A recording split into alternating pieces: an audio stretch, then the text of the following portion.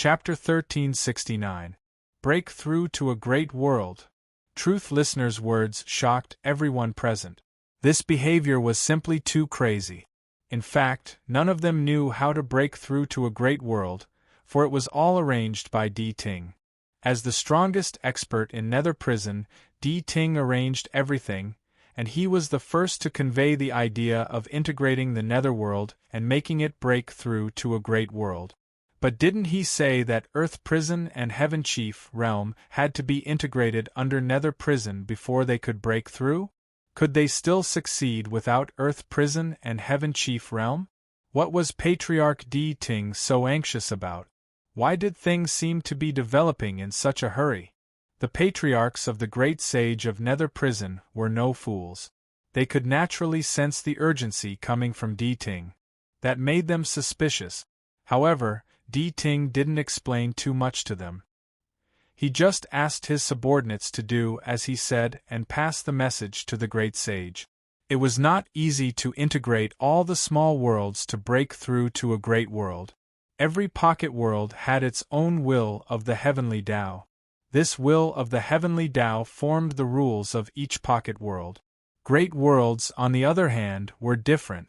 No matter how many small worlds there were, they were scattered. It was not as simple as raising one's arm and calling for the establishment of a great world. A lot of preparation was needed. First of all, the will of the great path of each small world needed to be sorted out. This sorting was not a fusion, and it took a long time. After that, a dominant will of the great path would connect the other wills of the great path, so that these scattered wills of the great path would have a unified leader. This leader was the main body of a great world. There was no doubt that the main body of the great netherworld was Nether Prison. Earth Prison, on the other hand, had been eliminated. Apart from that, it also needed to trigger the power of the laws. The power of the laws in the universe was mysterious and unfathomable. Only by obtaining the recognition of the power of the laws could a great world become a great world. Di Ting's knowledge was much broader than that of many people. He knew that there were many great worlds in the starry sky, and these great worlds were very vast. That man once said that this world was made up of 3,000 great worlds, and only by jumping out of them could one be eternal.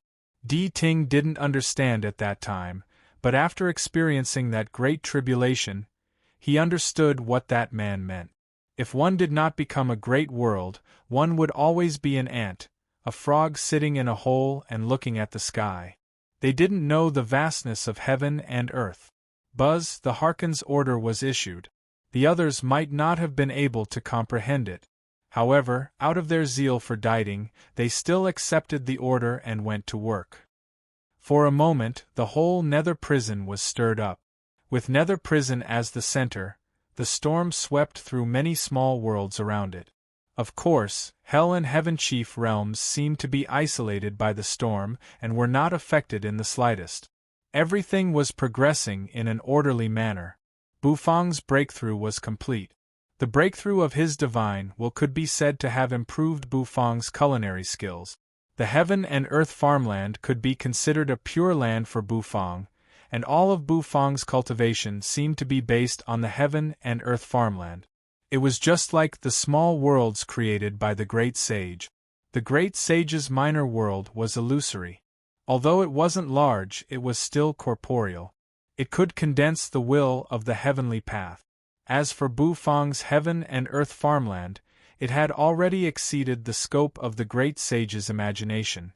Its vastness was not weaker than that of the average 9-revolution Great Sage. Back in the restaurant, Bufang walked out of the kitchen.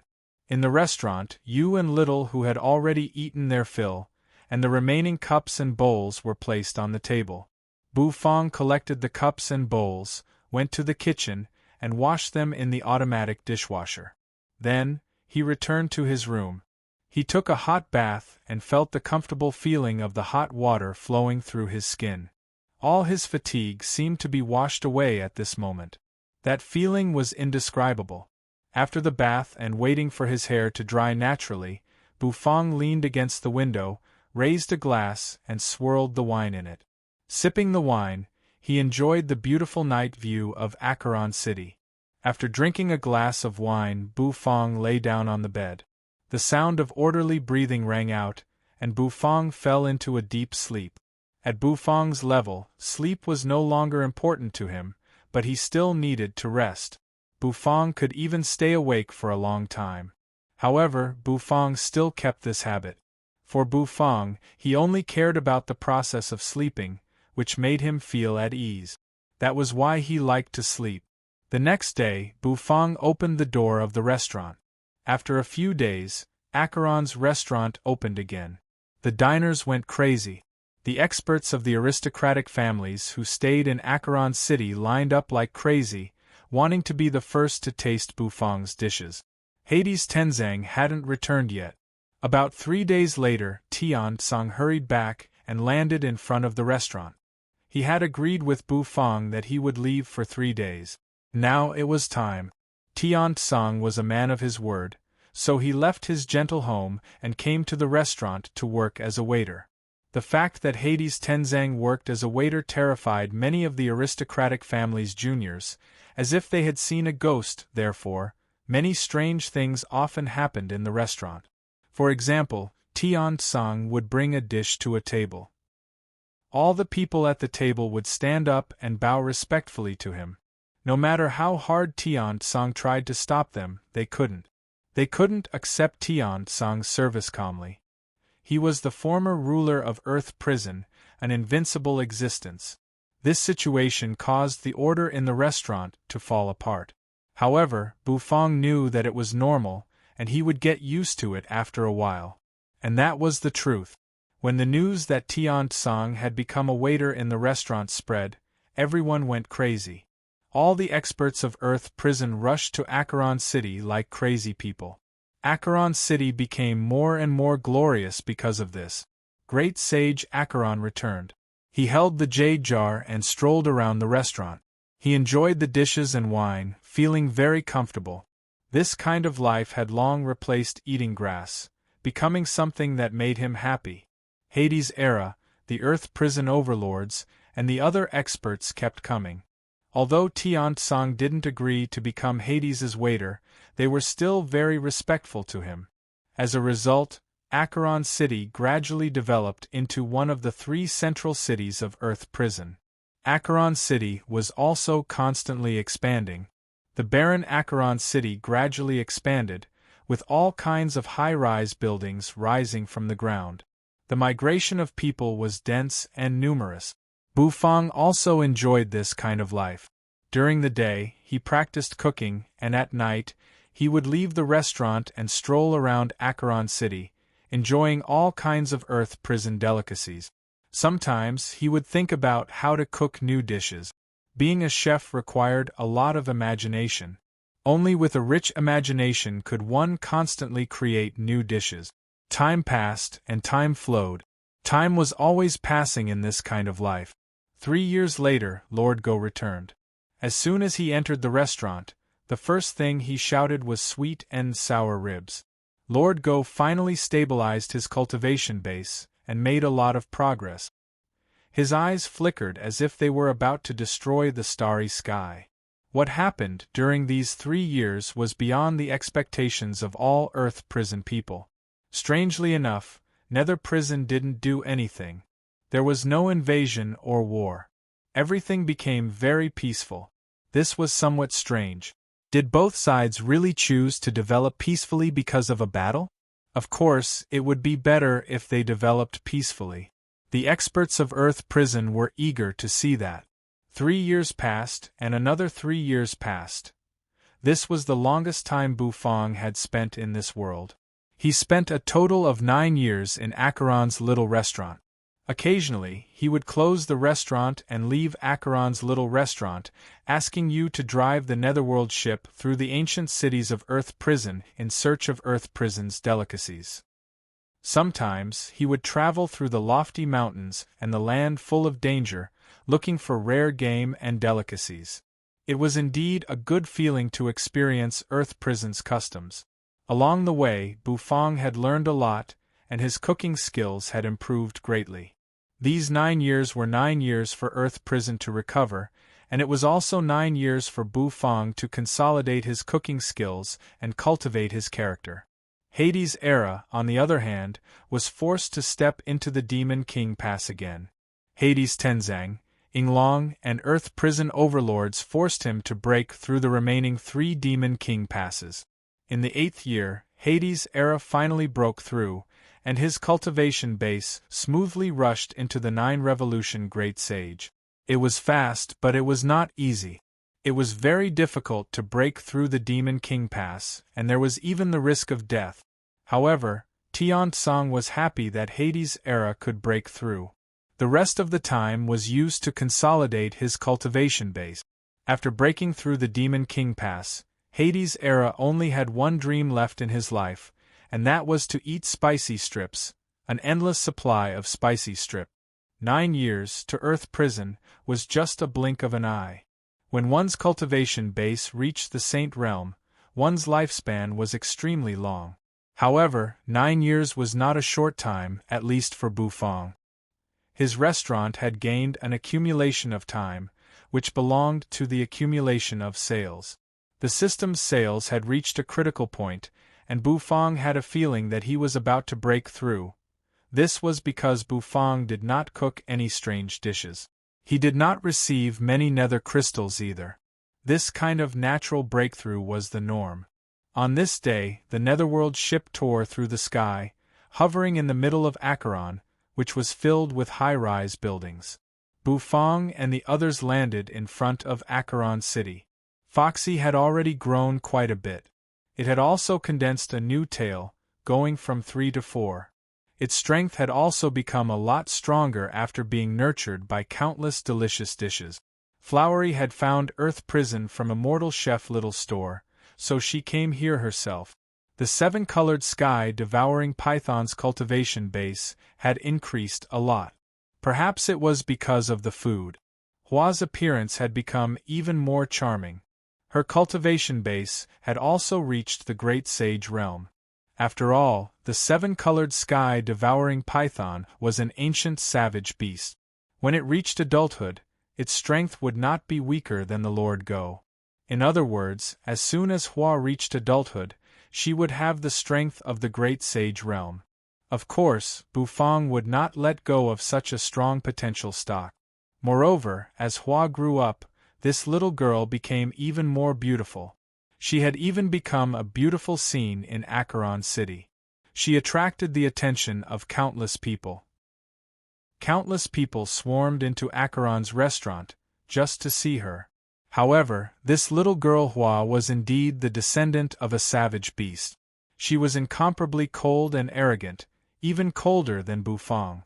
After learning how to strip clothes from Xiao Bai, she did all the work.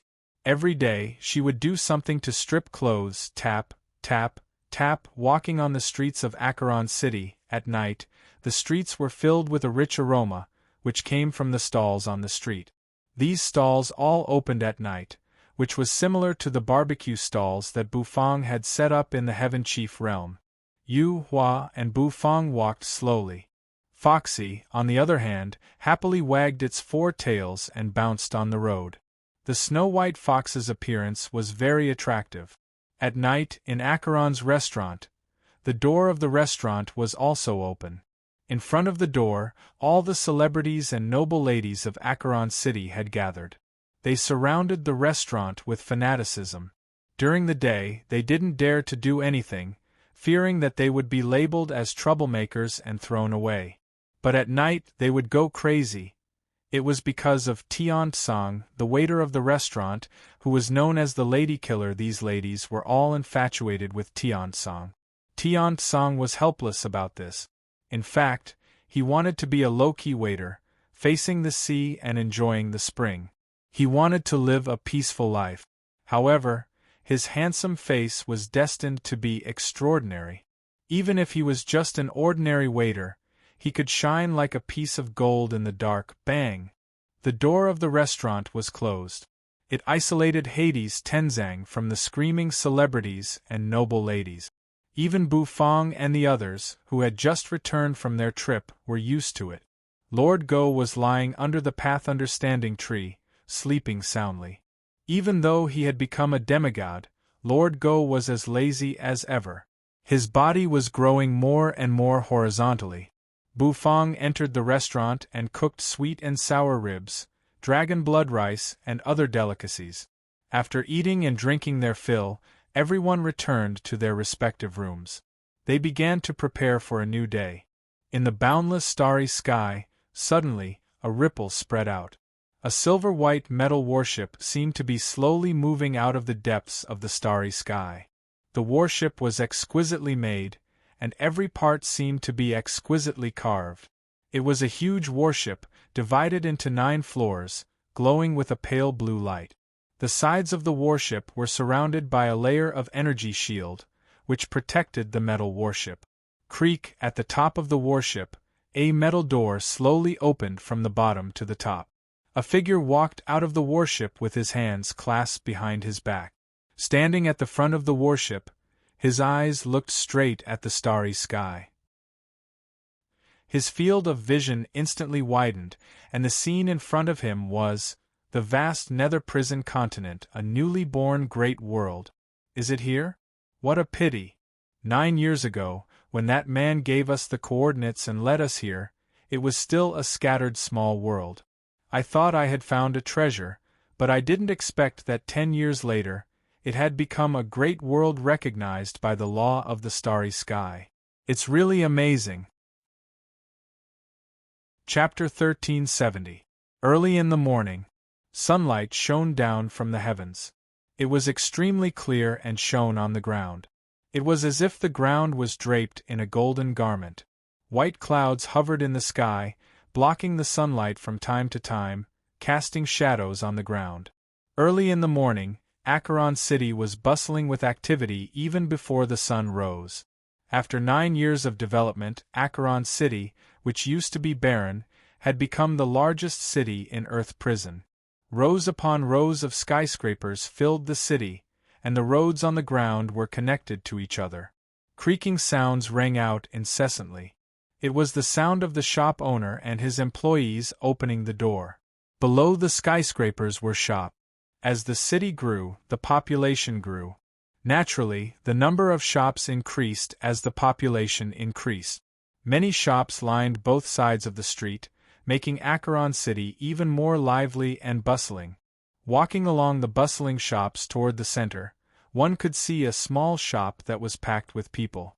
The shop wasn't big, but it was located in the center of Acheron City. Many shops were built and developed around this small shop.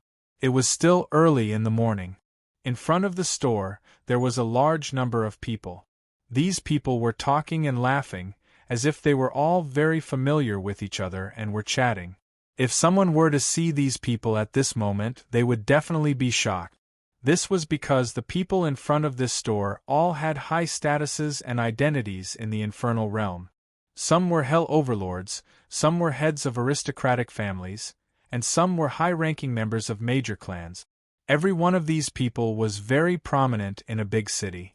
But now, all of them were wrapped in thick clothes and lined up in front of the shop early in the morning. Creak. The door of the shop opened. The people who were chatting and laughing just a moment ago became spirited and looked at the restaurant excitedly. The door of the shop was opened. What was revealed was an incomparably handsome face. This face was filled with indifference and coldness. His majestic body contained unparalleled power. Everyone who saw this figure, no matter how illustrious their status was, they all bowed respectfully towards this figure. This kind of situation had already happened countless times. Even so, these experts were still enjoying themselves. "Good morning, Lord Tian-Song." Orderly greetings came from the mouths of the experts.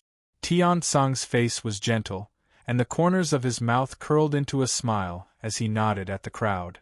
"The restaurant is open for business. Everyone, please line up in an orderly manner. Do not jump the queue," Tian-Song said with a smile. After being a waiter for so many years, he already knew everything about a waiter. One by one, the diners stepped into the restaurant in an orderly manner.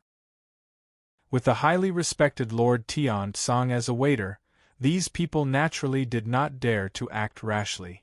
As soon as they entered the restaurant, they began to order their dishes. Tian Song's face was still gentle. He used a small notebook to record down the dishes ordered by everyone. Then, he walked to the kitchen and told the thin figure hidden in the kitchen about the contents of the order. Buzz, the sound of flames burning resounded in their ears, and everyone became spirited. Owner Bu started cooking. The aroma of the dishes soon wafted out from the kitchen. After a while, Bu Fong walked out of the kitchen. He was carrying a 6-layer steamer. "Here comes the steamed buns ignored by God." Bu Fong's faint voice rang out in the kitchen. Bu Fong hugged the steamer basket and leaned sideways. His entire body seemed to be covered by the steamer basket. Bu Fong placed the steamer on the table in front of the kitchen. Then, he lifted the lid of the steamer. Immediately, steaming hot air surged out of the steamer, as if it had turned into a huge wave of air that was churning. Bu Fong grabbed a pair of jade chopsticks. With sharp eyes and nimble hands, he took the steamed buns out of the steamer and placed them in a blue and white porcelain bowl the size of a palm. Then, he gave one to Hades Tenzang. Tian Song took the steamed buns and placed them in front of each customer. Nowadays, the steamed buns ignored by God had become a must-order delicacy in Acheron's restaurant every morning. On the blue and white porcelain plate, a steamed bun as white as jade was emitting steam. The surface of the steamed bun was round and semicircular. There were 9 folds on it, and the space between each fold was the same. In the middle of the folds there was a whirlpool, which looked quite cute. A bald diner looked at the steamed buns, drooling uncontrollably. He swallowed his saliva and reached out to grab the steamed bun in his hand. The steamed bun was so hot that he couldn't help but toss it with both hands. Then, he eagerly opened his mouth and took a bite. With a single bite, the soft and tender skin of the bun was immediately bitten through. The skin of the bun became thicker and thicker, and with a single bite, oil dripped out. The rich oil flowed down his lips, dripped down his chin, and dripped onto the dining table. Slurp! The customer hurriedly took a deep breath, sucking all the oil flowing out of the steamed bun into his mouth. The thick meaty aroma filled his mouth. As he bit down, what he bit down was the filling of the steamed bun. The filling of the steamed bun was brown and finely chopped. The oil floated in it, and the milky white skin of the steamed bun looked very stimulating to the taste bud. After taking a bite, the customer was instantly intoxicated. He squinted his eyes, feeling the feeling of the ingredients moving in his mouth. Munch, munch. In the restaurant, every diner sitting in their seats couldn't wait to eat. In an instant, the only thing lingering in the restaurant was the fragrance of the steamed bun. It was an incomparably tantalizing fragrance. After Bu Fong finished distributing the steamed bun in the 6-layer steamer, he used a clean cloth to wipe the water stains on his hands. Carrying the steamer, he returned to the kitchen. The steamed bun ignored by God was a brand new delicacy developed by Bu Fong. The steamed bun was infused with the will of the Great Path, and the ingredients used were also top-notch. The taste was very good. God ignored. It meant that when God was eating the steamed bun, he wouldn't care about people. It was enough to show how delicious the steamed bun was. The sound of the spatula and the black turtle constellation wok colliding was clear and melodious, reverberating in the kitchen. There was also the sizzling sound of water being poured into the hot wok.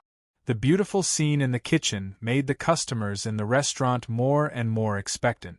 The time spent waiting for delicious food was always worrying. After a while, ring, ring.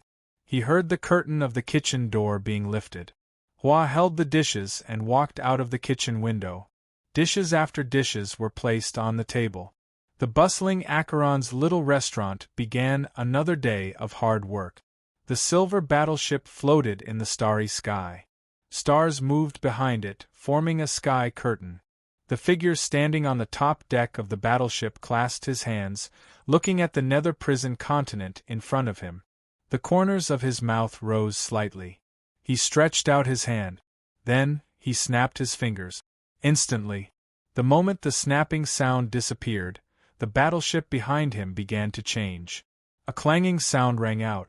There was a huge gap on the side of the battleship, and a series of rumbling noises resounded from the gap. Silver metal puppets flew out from within the formation. The Nether Prison continent has just become a great world. I'll go visit it. As for you guys, do your best to explore the great netherworld and draw a virtual map, that figure said faintly. The mechanical eyes of those metal puppets flashed. Then, a rumbling sound rang out. The next moment, they turned into streams of light and sped away. The metal puppets were moving. Perhaps it was because they were moving too fast, causing white steam to spurt out from their butt. A buzzing sound rang out. One by one, the puppets flew toward the surrounding small world. Wandering Soul Realm. A silver puppet floated outside the Wandering Soul Realm. Its mechanical eyes flashed. Then, a metal plate flipped open on its chest, from which beams of light shot out, turning into a huge light curtain that scanned the entire Wandering Soul Realm. However, the experts in the Wandering Soul Realm didn't sense it at all. It was the same in the Vajra Realm. The movements of these metal puppets were very consistent. They floated outside the small world, with beams of light bursting out of their chests, constantly scanning the small world. As they scanned, some virtual patterns emerged in the eyes of these silver puppets. These patterns were the topographic maps of each small world. They were very vivid, and they clearly marked the population and the strength of the experts in each small world. If anyone saw this scene, they would definitely be very shocked because this method seemed to be even more bizarre than the divine sense scanning. Winged Man Valley. The beautiful winged clan girl flapped her wings and gathered honey from the flowers. Suddenly, every winged person in the Winged Man Valley seemed to feel a strange will. They all raised their heads and looked into the distance. There, a white cylindrical beam of light rose into the sky. Boom! 12 wings spread open, and pure white feathers fluttered down. The Winged Man Valley Master, an expert who had reached the perfected Great Sage realm, looked into the sky with a grave face. His strength was far superior to the Winged Man Valley, so he sensed a strange fluctuation outside the valley. Who dares to explore my Winged Man Valley so unscrupulously? The Winged Man Valley Master bellowed. His 12 wings flapped at the same time. Then, he shot into the starry sky and sped toward the starry sky. He turned into a small dot and quickly approached. Soon, he saw the metal puppet hovering in the sky. The fluctuation of the puppet's scanning surprised him slightly. How dare you! With a roar, the Winged Man Valley Master threw a punch. It was a sacred punch. It represented justice, and it wanted to destroy everything. Buzz, the metal puppet's eyes flashed, and its scanning fluctuation swept across the Winged Man Valley Master's body. Ding! Ding! A perfected Great Sage Realm expert with a weak Winged Man bloodline from the Great Holy World. The metal puppet's mechanical voice rang out. The next moment, boom! The sacred punch landed and drowned everything. When everything returned to normal, the Winged Man Valley Master looked at it in disbelief. The metal puppet was unscathed. He was a perfected Great Sage, but his punch couldn't do anything to it? He couldn't believe that the power of a punch from a perfected Great Sage Realm expert couldn't do anything to the puppet. Apart from Earth Prison's Hades Tenzang, was there any other puppet in this world that was so powerful? The metal puppet slightly tilted its head, then raised one of its arms. A clanging sound rang out. Immediately, numerous cold metal holes aimed at the Winged Man Valley Master. Boom! A deafening rumble rang out.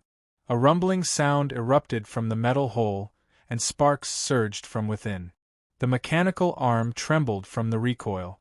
Tiny energy cannons that looked like marbles shot toward the Winged Man Valley Master. How dare you! The Winged Man Valley Master flew into a rage. With a thought, the holy sword appeared in his hand. With a wave of his hand, the sword fell and slashed at the metal cannons. Boom! Boom! Boom!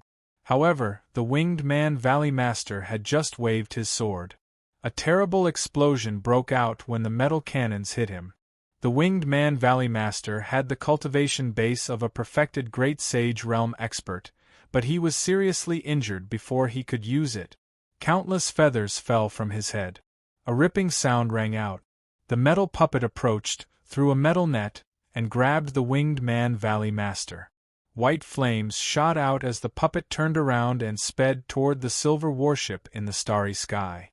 Not only the Winged Man Valley Master, the Vajra realm, the West Little Buddhism realm, all the other small worlds were invaded by these metal puppets. Some experts discovered them and came out to fight back, but they were all bombarded and captured without being able to resist. At this moment, the defenses of many small worlds in the great netherworld were silently broken. On the silver warship, on a silver chair, the tall and sturdy figure sat peacefully. He held a metal plate in his hand, which was displaying the information scanned by the metal puppets. Tisk, tsk, tsk. It's indeed a remote and heterogeneous small world. It has the bloodline of those birdmen from the great sacred world and the inheritance of those bald monks from the great west heaven world. The man touched his chin and grinned. Unfortunately, they're all too weak. Looking at the images on the metal plate, the man chuckled. What a barren place. There are only a few great sage realm experts, and each of them is too weak. Wait a minute. Outside the great netherworld, there are 2 other small worlds? Is this a joke? They can't even incorporate 2 small worlds that are so close to each other. This new great world is too weak. The man narrowed his eyes as he read the information on the metal plate. Inside the metal plate, his metal puppet was hovering in front of a huge continent. According to the information, the people of this great world called this continent Hell. Chapter 1371. Earth Prison? The corners of the man's mouth curled upward as he looked at the metal panel with interest. The panel hadn't sent him any information about the small world called Earth Prison. However, he wasn't in a hurry. As soon as the puppet finished scanning, the information about that small world would be sent to his metal panel. At that time, he would know why that small world was independent of the great world. Oh, besides Earth Prison, there was another small world called the Heaven Chief Realm, which was also independent of the great netherworld. It's getting funnier and funnier. Does this great netherworld want to make me die of laughter? It seems that it knew I would come, so it formed the great world in advance to get the recognition of the universal law to guard against me. The man's index finger gently touched the metal panel.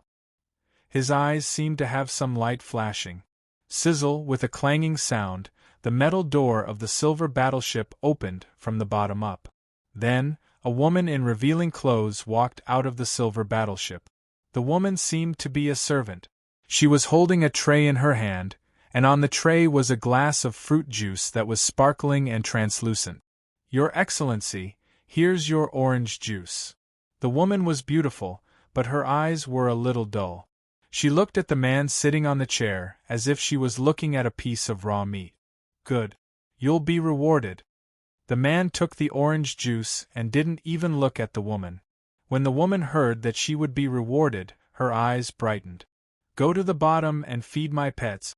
Then, I'll reward you with a meal. The man raised his head, his eyes falling on the woman. The corners of his mouth curled upward as he reached out his hand, caressing the woman's flat and smooth belly. The woman didn't move. Her eyes returned to their stagnant state. She nodded. The woman turned around and stepped back into the silver battleship, heading to the bottom of the battleship. Roars resounded from the bottom of the battleship. The man chuckled. Looking at the graceful figure of the woman disappearing, his eyes slightly narrowed. Oh, there's a reaction. The man's eyes returned to the metal panel, and his eyes brightened. His metal puppets were finally going to start scanning the small world called Hell. Earth Prison in Acheron's store. It was still incomparably bustling. Many diners were enthusiastically eating their delicacies. Hades' era crossed his legs and sat face to face with the great sage Acheron. He held a chili strip in his mouth as he leaned back on a chair in the restaurant. He held the chili strip in one hand and moved it in and out of his mouth. The great sage Acheron narrowed his eyes as he held the jade jar in his hand.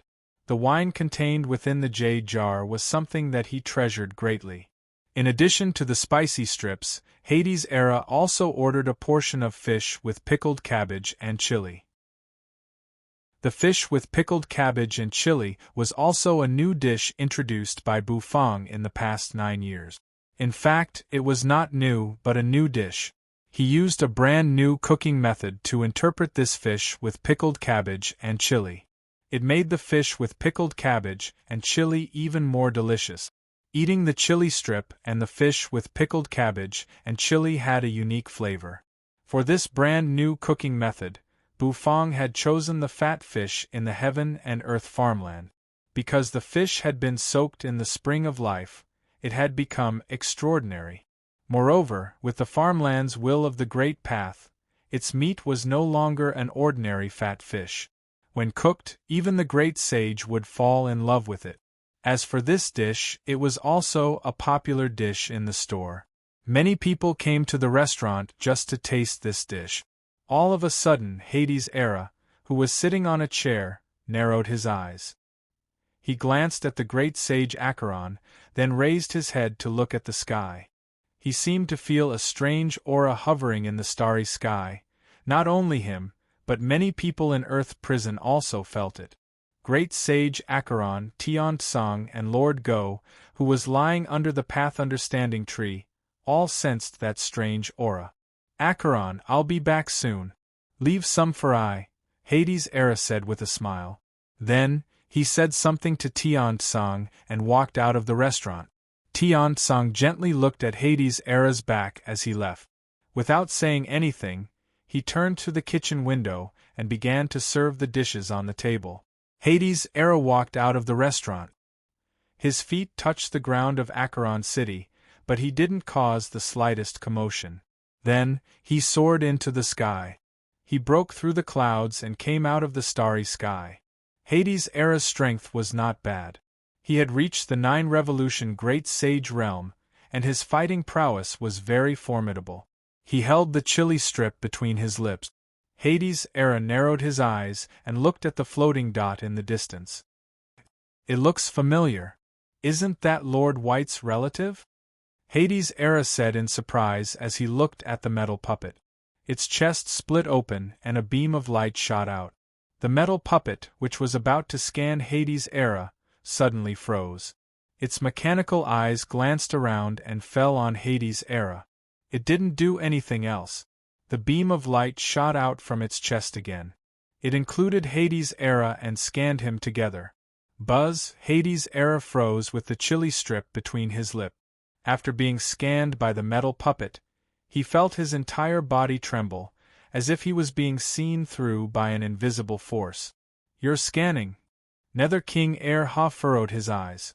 I can't believe you dared to scan Earth Prison within my jurisdiction. Do you know who's protecting Earth Prison now? The spicy strip in Nether King Ha's mouth moved up and down. Then, Nether King Ha's figure moved. His figure turned into a blur, disappearing into the sky in a flash. In the blink of an eye, he appeared in front of the metal puppet. Boom! He punched it. It struck the metal golem's chest. However, Hades' era's confident punch didn't budge the puppet at all. How is this possible? Why is it so hard? Hades' era sucked in a cold breath. With his strength as a 9-revolution great sage, he couldn't even shake the puppet? Where did this puppet come from?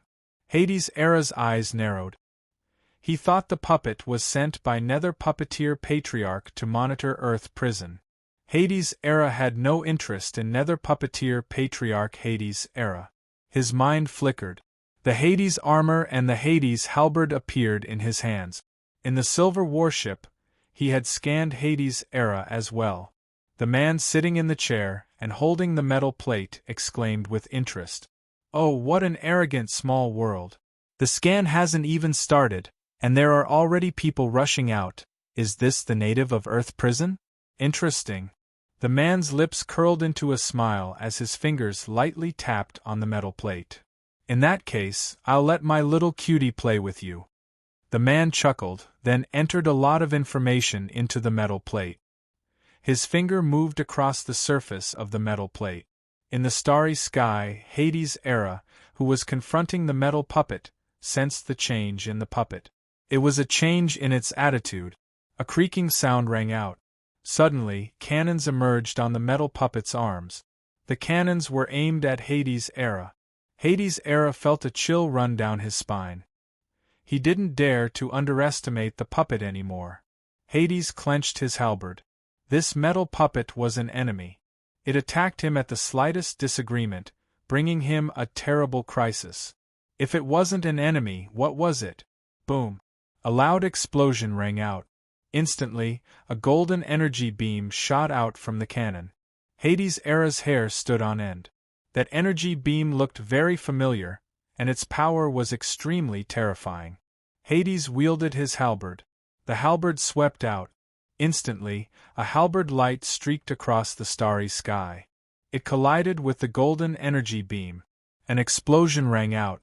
Terrifying waves of air blasted out. Hades' Era instantly felt his body being hit by a tremendous force. He was forced to retreat in the starry sky. The spicy strip in his mouth trembled as he shook it off. So strong! Hades' Era hurried to take out another spicy strip, holding it in his mouth. Narrowing his eyes, he stared at the metal puppet and took a deep breath. He had escaped from the Demon King Pass, which was set up by Hades Tenzang to help him improve his cultivation base.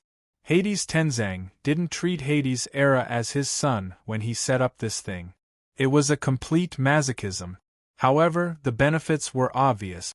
Hades' Era's combat skills improved rapidly. Boom! Boom! The metal puppet didn't succeed in its first attack. A moment later, it made another move. On one of its arms, 6 thick cannons emerged, all aimed at Hades' Era. A moment later, flames shot out. The 6 cannons spun at the same time, making clicking sound. Rumbling noises shook the sky. One after another, the energy beams shot out. Hades' Era's eyes shrank. He had a hard time blocking one of the energy beams. This time, there were 18 of them in a row? Because the cannons had spun 3 times, which meant they had fired 3 times. This kind of attack, 18 of them exploding at the same time, the corners of Hades' Era's mouth twitched. A moment later, his body shot out, stepping on the void as if he was going to cross the starry sky. However, 18 metal cannonballs soared through the void, shooting toward Nether King Ha at high speed. No matter how hard he tried to dodge, he couldn't avoid the energy beams. This kind of attack made Hades' Era's scalp go numb. He could feel the metal puppets were locking on his body. It was a bit like a divine will, but it was more extreme. The energy beams were too fast. Hades' Era knew he couldn't dodge them. He could only resist them. Hades held his halberd horizontally. The Hades armor on his body burst out with thousands of beams of light. Boom! Dazzling light shot up to the sky. 18 energy beams fell at the same time. Boom! Boom! Boom! A terrifying explosion spread out in the sky. For a moment, the endless flames seemed to burn the entire starry sky. Terrible energy waves swept across the world. The flames exploded, clanging sounds echoed. Amidst the flames, Hades' Era roared. Hades' halberd exploded, breaking into several pieces, falling rapidly toward Earth Prison. The Netherworld King's armor had long since been shattered and scattered in the void. Hades' Era was soaked in blood. His mouth clenched the spicy strip, and his body helplessly fell in the void. He seemed to fall from tens of thousands of meters in the sky. Buzz! Something flashed. The metal puppet emerged instantly. Reaching out its hand, a metal net shot out. After spreading, it caught Hades' Era as if it was catching a fish. Beat, beat, beat. The metal puppet's mechanical eyes continued to scan Earth Prison. A virtual image emerged in its eyes. Then, the metal puppet grabbed Hades' Era, who looked like a fish that couldn't break free from its shackles. Then, it soared into the sky. Earth prison, 10,000 meters in the sky. A black dot rapidly fell from the sky. In just a blink of an eye, it whizzed past. He smashed into the ground, creating a deep crater in the ground. The broken pieces of Hades's halberd sank into the ground. Black smoke spread from them in Earth prison. Many experts instantly sensed that, and their faces changed dramatically. In Hades's palace, Inglong, the Earth prison overlord, widened his bloodshot eyes. The void-eye scepter in his hand flickered. Lord Hades is in danger? Inglong sucked in a breath of cold air. Acheron's little restaurant Hades Tenzang, who was gently placing a dish on the table, paused. The gentle smile on his face disappeared instantly, leaving only coldness. Lying under the path understanding tree, the black puppy opened its eyes, making a sound of surprise. Great sage Acheron reached out his chopsticks to pick up the steaming hot fish with pickled cabbage and chili. The moment a white, crystal fish slice was about to enter his mouth, he squeezed it, causing it to fall into his bowl in the kitchen. Bufang, who was cooking, furrowed his brows. He seemed to be puzzled and doubtful. At this moment, they all sensed an unusual aura. This aura made their faces turn incomparably serious. In front of the silver warship, the man took a sip of the orange juice with a gentle smile on his face. All of a sudden, his mind flickered. He turned his head to look at the nether prison. There, a hazy black mist emerged. That black mist floated, with faintly discernible dog paws moving, dashing toward the silver warship. Chapter 1372. The man on the silver warship narrowed his eyes as he looked at the black fog that was approaching at high speed. From it, he sensed a faint fluctuation of the power of law.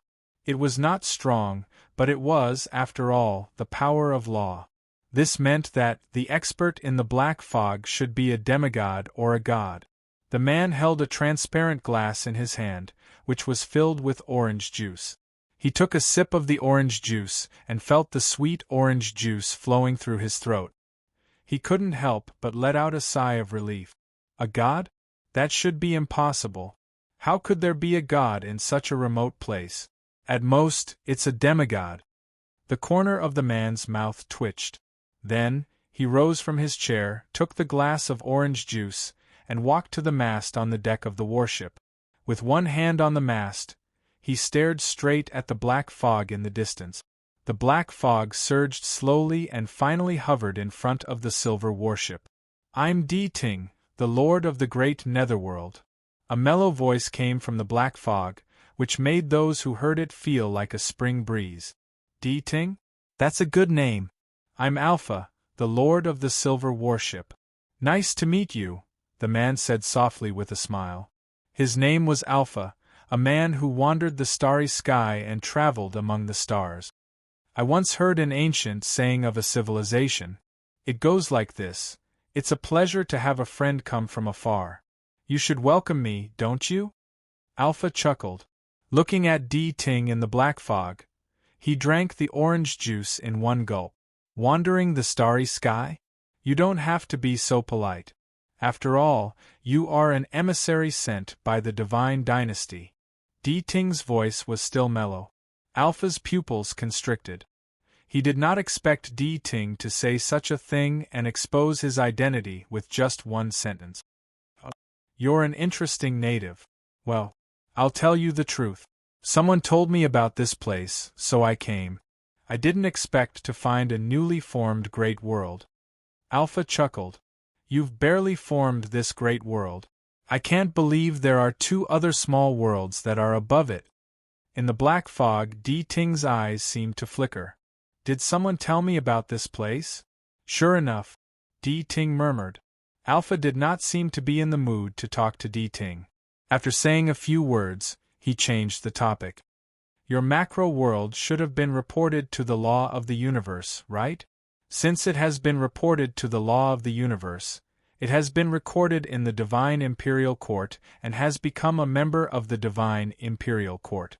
In that case, I won't make things difficult for you.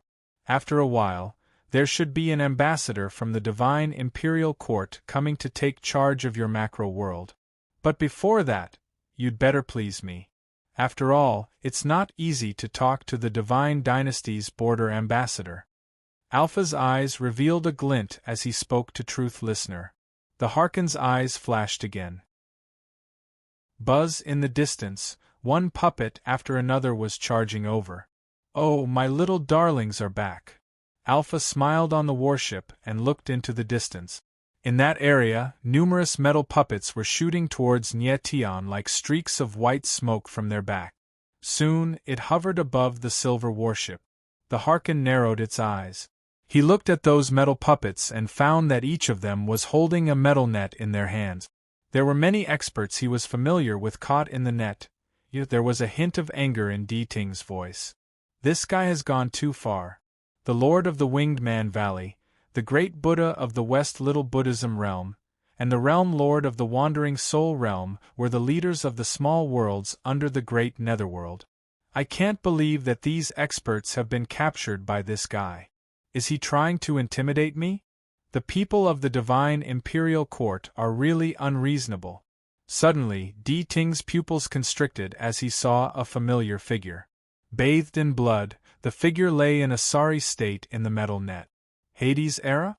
Even he is captured? That gave D Ting pause. Did this guy go to Earth prison? Alpha gave a soft cry of surprise. He focused his eyes and looked into the distance. There, a metal puppet was staggering back, looking very miserable. That made Alpha a little angry. Half of the puppet's body had been whipped to pieces, and its skin was covered with cracks. If its core had not been operating well, it would have exploded in the starry sky. The puppet staggered and flew back. Alpha took a step forward and looked at it with a pained expression. Suddenly, the metal puppet's mechanical eyes flickered. Suddenly, a terrible energy burst out of its body. There was a loud bang. The explosion exploded in the starry sky. Alpha, who had just taken 2 steps forward, was instantly enveloped by the explosion. D Ting didn't move. If Alpha was really killed, he would only clap his hands and cheer. The shock wave of the explosion was very violent. It exploded over the silver warship. In an instant, Alpha was enveloped in flames. Such an explosion would have blown an ordinary 9-revolution great sage to pieces. Damn it, suddenly, a gust of wind blew past. The flames dissipated in an instant, and the broken parts fell all over the ground. The warship was bombarded by the explosion, but it was unscathed. Alpha stood in the center of the explosion, holding a leaf in his hand. Terrible energy kept surging over his body, which blocked the power of the explosion. His eyes were cold and ruthless. The energy surged, and the leaf was burned to ashes. Who is it? How dare you destroy my little treasure? Alpha's face was as cold as ice. His metal puppet was destroyed in such a remote place. These natives. It seems that I have no choice but to be ruthless. Picking up the metal plate, Bufang's gaze swept over it. With just a glance, he locked onto his exploded metal puppet. It was the metal puppet that was heading to the so-called immortal cooking realm. The information about the Heaven Chief realm was also projected on the plate. A small world made of chefs. How dare such a trashy small world destroy my metal puppet? You're courting death. Alpha's oppressive aura was extremely terrible. In the distance, D Ting was very vigilant. The pressure emanating from Alpha made him shudder. Alpha was also a demigod expert. He was even a veteran demigod, who was even stronger than him. You can get out of here now. Also, if you want to redeem your subordinates, you'll have to exchange them with the good stuff in your great world. If I'm satisfied, I'll let them go. If not, I'll feed them to my pets. Alpha said coldly. Then, he flicked his sleeve. A terrible wave rushed toward D Ting. D Ting's eyes narrowed. A white dog paw emerged from the black mist and slapped out. It collided with the terrible wave, causing a rumbling sound to echo out. The next moment, Di Ting turned into a stream of light and disappeared. Sure enough, the people from the great world have come with ill intentions. Earth Prison, Inglong Prison Overlord took the broken pieces of Hades's halberd out of the rubble. His face was trembling violently. His Excellency Hades. What happened? A look of worry emerged in Inglong Prison Overlord's cloudy eyes. He put away the broken pieces of Hades's halberd and sped toward Acheron City. At the entrance of the restaurant, the business was over. Bufang stood in front of the door, wiping his hands. Great Sage Acheron, Hades Tenzang, and the others stood in front of the restaurant, frowning. They looked up at the sky as if they wanted to see through it. I have a bad feeling about this, Hades Tenzang said. Great Sage Acheron also kept nodding. They had all sensed the formidable aura just now. Hades' era had gone to deal with it, but he had not returned yet. It seemed that he was in danger. Suddenly their eyes narrowed. In the distance, a silhouette flew through the air at high speed. It was none other than Prison Overlord Inglong. Prison Overlord Inglong landed. His face was extremely cold and solemn, as if it could drip water. His Excellency Tian Song. Something bad has happened. Inglong Prison Overlord said solemnly. He reached out a hand, which was holding a broken piece of Hades's halberd. Tian Song's eyes shone brightly. Those who hurt my son will be killed without mercy. Full of killing intent, Hades Tenzang took a step forward, soared into the sky, turned into a stream of light, and rushed into the battlefield of the stars. Buzz, as soon as he entered the battlefield, all that was left was the smoke of war.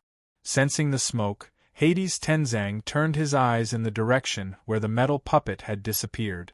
Nether Prison? Is Di Ting finally going to stir up trouble again? Hades Tenzang took a deep breath, his eyes flashing with killing intent. Then, he sped away and landed in front of the restaurant. Bufang curled up in a chair and looked curiously at Tian Song. Tian Song told them about his speculation. Impossible. Prison Overlord Inglong shook his head. Nether Prison has just completed the transformation into a great world, so it's impossible for them to attack Earth Prison. They don't have that kind of ability. After all, they have just become a great world, and their foundation is not stable. If they rashly start a war, it could easily cause the great world to collapse again. The loss outweighs the gain, Prison Overlord Inglong said.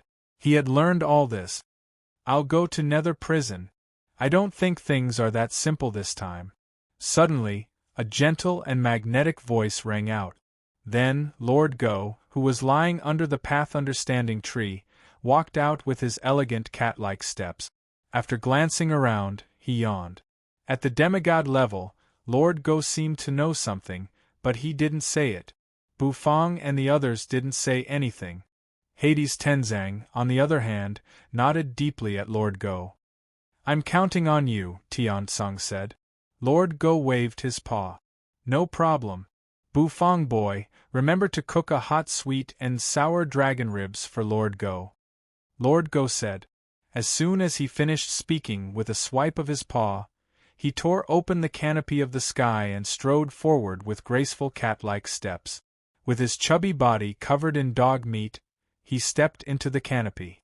The crack healed. The people present looked at each other speechlessly. They didn't know if Hades' era was dead or alive, so they didn't know what to say. Suddenly, a clear sound of footsteps rang out. All the people present couldn't help but raise their heads and look into the distance. There, they saw a figure walking slowly toward them. It was a beautiful figure. Bufang's eyes narrowed when he saw the figure. City Lord Mengqi? Looking at Mengqi, Bufang couldn't help but ask skeptically. Shouldn't she be in the Heaven Chief realm? Coming from a distance, she soon arrived in front of Acheron's restaurant. City Lord Mengqi slightly bowed to the people present. Mengqi's eyes were complicated as she looked at Bufang. Then, her voice was like a piece of jade falling on a plate. The Realm Lord sent me here. He has something to show you. Hades Tenzang furrowed his brows, looking at Mengqi. Mengqi didn't say anything more. She reached out her hand, which was as white as jade. In her palm, there was a jade talisman. As soon as the immortal energy entered the talisman, the quiet jade talisman changed. Buzz, an image suddenly floated above the jade stone. It was a battle. A metal puppet was hovering outside the Heaven Chief realm, trying to scan the Heaven Chief realm. However, it was sensed by the Heaven Tree. At the same time, the Heaven Tree whipped out its branches and bombarded the puppet. To everyone's surprise, the puppet began to fight back. Although it was still destroyed by the whip of the immortal tree in the end, the strength of the metal puppet gave off an extremely terrifying feeling. Is Nether Puppeteer Patriarch making a comeback? Great Sage Acheron's eyes widened. However, Mengqi just shook her head. The image in the jade talisman changed again. This time, it showed the West Little Buddhism realm. A great Buddha was seriously wounded by the metal puppet's cannons. Then, a metal net fell and captured him. At the same time, the image changed to the Winged Man Valley, the Wandering Soul realm, the Vajra realm, and so on. The hearts of Tian Tsang and the others shrank. Sure enough, a familiar figure finally appeared in the image. It was none other than Hades' Era. It showed the battle between Era and the metal puppet.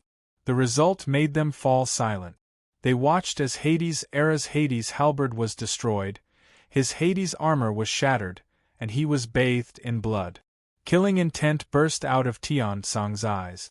I've seen the metal puppet. It's indeed Nether Puppeteer Patriarch. Tian Tsang clenched his fists. A terrible aura emanated from him, causing the surrounding heaven and earth to tremble. No. It's not Nether Puppeteer Patriarch. However, contrary to everyone's expectations, Mengqi indifferently shook her head. His Excellency Realm Lord seems to know something is wrong, so he investigated it, Mengqi continued. As soon as she finished speaking, the image in the jade talisman changed again. This time, it showed a creepy silver warship hovering in the starry sky.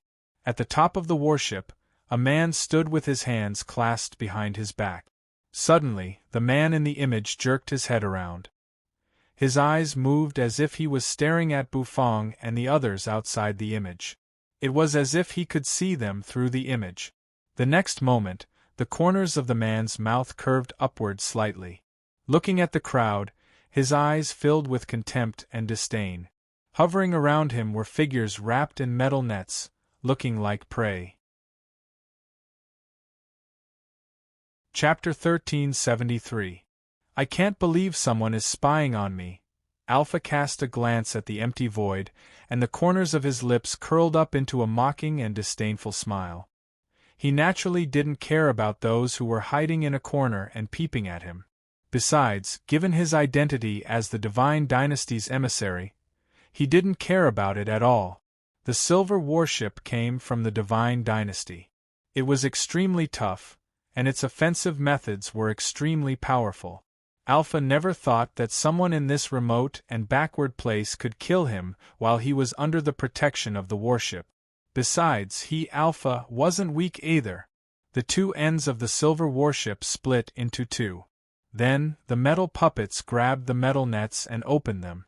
The natives caught by the puppets fell through the nets and into the prison under the warship. After the metal puppets were done, they all stood motionlessly on the battleship, as straight as statues. Alpha clasped his hands behind his back. The metal door opened from the bottom up, then he stepped through it and went inside. After walking down the spiral stairs, he came to the huge and spacious interior of the warship. He had spent a lot of money to buy this warship. Although the exterior had changed, the interior was extremely luxurious. It gave off the feeling of a divine warship used by the Divine Dynasty's high-ranking officials. He sat down at the wooden dining table. This was the moment he enjoyed the most every day. He raised his hands and clapped them together, producing a loud clapping sound. Buzz, a moment later, the metal door opened. A burly figure walked up from beneath the warship. It's time for dinner. I wonder what delicacy Lord Alpha would like to taste this time? A burly man in a chef's robe and a chef's hat said respectfully. The corners of Alpha's mouth curved into a smile. At the thought that he would soon be able to taste delicious food, the gloom of the destruction of the metal puppets faded a lot. "What delicacies do we have today?" Alpha said with a smile. The burly man straightened up.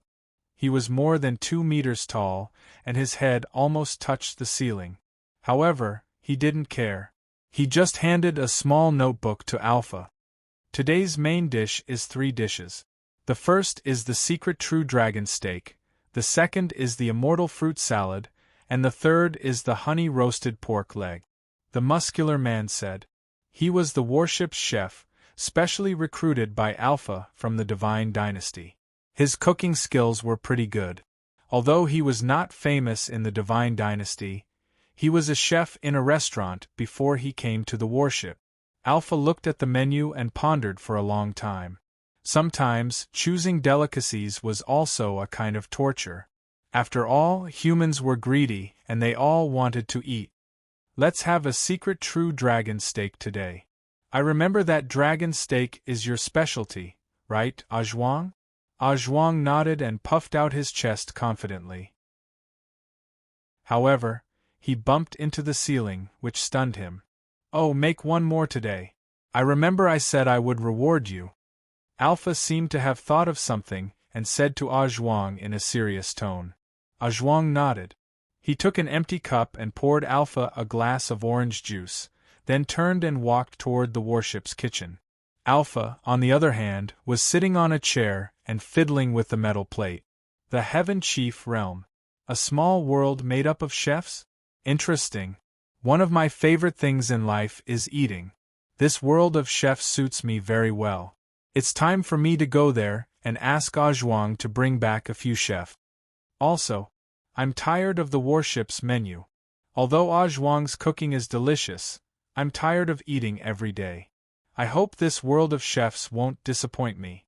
Nether Prison, Lord Dog crossed the void, the fat on his entire body jiggling. His aura was unleashed without restraint, so terrible that it almost blotted out the sky. A moment later, a figure shrouded in black mist emerged and hovered in front of Lord Go. Di Ting looked indifferently at Lord Go, and Lord Go looked back at him. This was the second meeting between the two dogs. The last time they met was 9 years ago. No one knew what they were talking about. But this time, the two dogs did not fight, and the atmosphere was quite harmonious. Nether Prison, the jade talisman in Mengqi's hand shattered. It was broken by the man in the image, and white smoke rose from it. Bufang narrowed his eyes and felt a burst of pressure. He felt a burst of pressure. That's right, the pressure that person gave him was really huge. It was a kind of mental suppression. Without a doubt, the strength of the man in the image was incomparably terrifying. Is Little Ha taken away by that man? He's not Di Ting's man. Why did he take so many people? Bufang asked, frowning. The people present did not know much about it.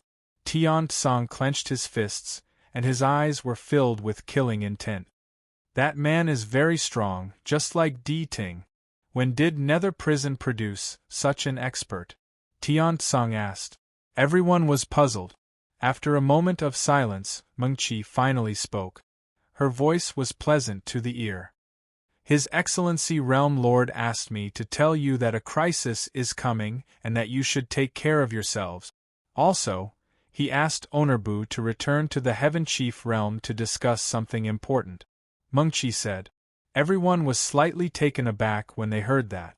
Bufang nodded. He knew that it might not be the Realm Lord Dit's intention, but the Heaven Tree's. The Heaven Tree in the Heaven Chief Realm was very mysterious, but it was different from the Heaven Tree in his Heaven and Earth farmland. The Heaven Chief Realm's Heaven Tree's intelligence was much more mature than the Heaven Tree in his Heaven and Earth farmland. Tian Tsang and the others narrowed their eyes. Because they were pressed for time, Bufang did not ask Mengqi to stay in the restaurant for dinner. After closing the restaurant's door, Bufang hung a closed sign on the door. He was already familiar with this behavior. Then, Bufang left the restaurant with you, little Hu and Hua. Tian-tsang stood in front of the restaurant with his hands clasped behind his back, his eyes flickering. Mengqi boarded the netherworld ship, which tore through the void and flew away. Soon, they left Earth Prison and headed for the Heaven Chief realm. When Hades Tenzang saw Bufang leave, his eyes flashed. You dared to hurt my son. Even if that battleship is a dragon's pool or a tiger's den, I have to go there. Hades Tenzang's eyes were still cold. He grabbed the fragments of Hades's halberd that Yinglong prison overlord had collected. His mind flickered. The fragments of Hades's halberd glowed and began to slowly fuse, eventually turning back into Hades's halberd. He glanced at Yinglong prison overlord and many experts from Earth Prison's aristocratic families. Tian-tsang didn't say anything. With a single step, he soared into the sky, disappearing into the horizon and charging into the clouds. He arrived in the starry sky. A jet of air shot out from his back. Then, he turned into a beam of light and sped into the distance. Holding the Hades's halberd in one hand, a terrible murderous aura swept across heaven and earth. The silver battleship hovered in front of Nether Prison. Tian-tsang was familiar with it. After all, he had a glorious time in Nether Prison. Before long, he arrived in the boundless starry sky outside Nether Prison. Looking at the huge silver battleship, which exuded a terrible pressure, Hades Tenzang's eyes grew colder and colder. Little Ha, is he in there? Don't worry. I'm coming to save you. Raising his chin slightly, Hades Tenzang took a deep breath, then turned into a beam of light and sped away. Everything went well. The silver battleship didn't have any defensive measures. Hades Tenzang landed on the battleship in a flash. What he stepped on was actually a little soft. However, there was also a bit of firmness in this softness. There was no doubt that the material of the battleship was a divine item. Inside the battleship, the metal door opened. A Zhuang's burly figure emerged. He was holding a huge plate in his hand, which was covered with a round lid. Alpha was already sitting solemnly at the wooden table. A white cloth was tucked into his collar, making him look elegant and noble. With one hand behind his back, A Zhuang bowed slightly, his face full of respect. Sir, the secret true dragon steak you ordered is ready. Please have a taste. Please have a taste, A Zhuang said. After A Zhuang said that, he held a silver curved cup and poured the juice in the cup onto the true dragon steak, causing it to sizzle. A rich aroma spread and lingered in the room. It smells so good. The taste of pure true dragon steak is intoxicating. A smile came over Alpha's face. Grabbing the knife and fork, he used the knife to poke at the juice that was poured onto the surface of the papillion steak, causing the juice to become even more sparkling and translucent. The juice seeped into the dragon meat, causing the fragrance to become even more intense. He cut a piece of meat and put it into his mouth with a fork. Alpha narrowed his eyes. Delicious.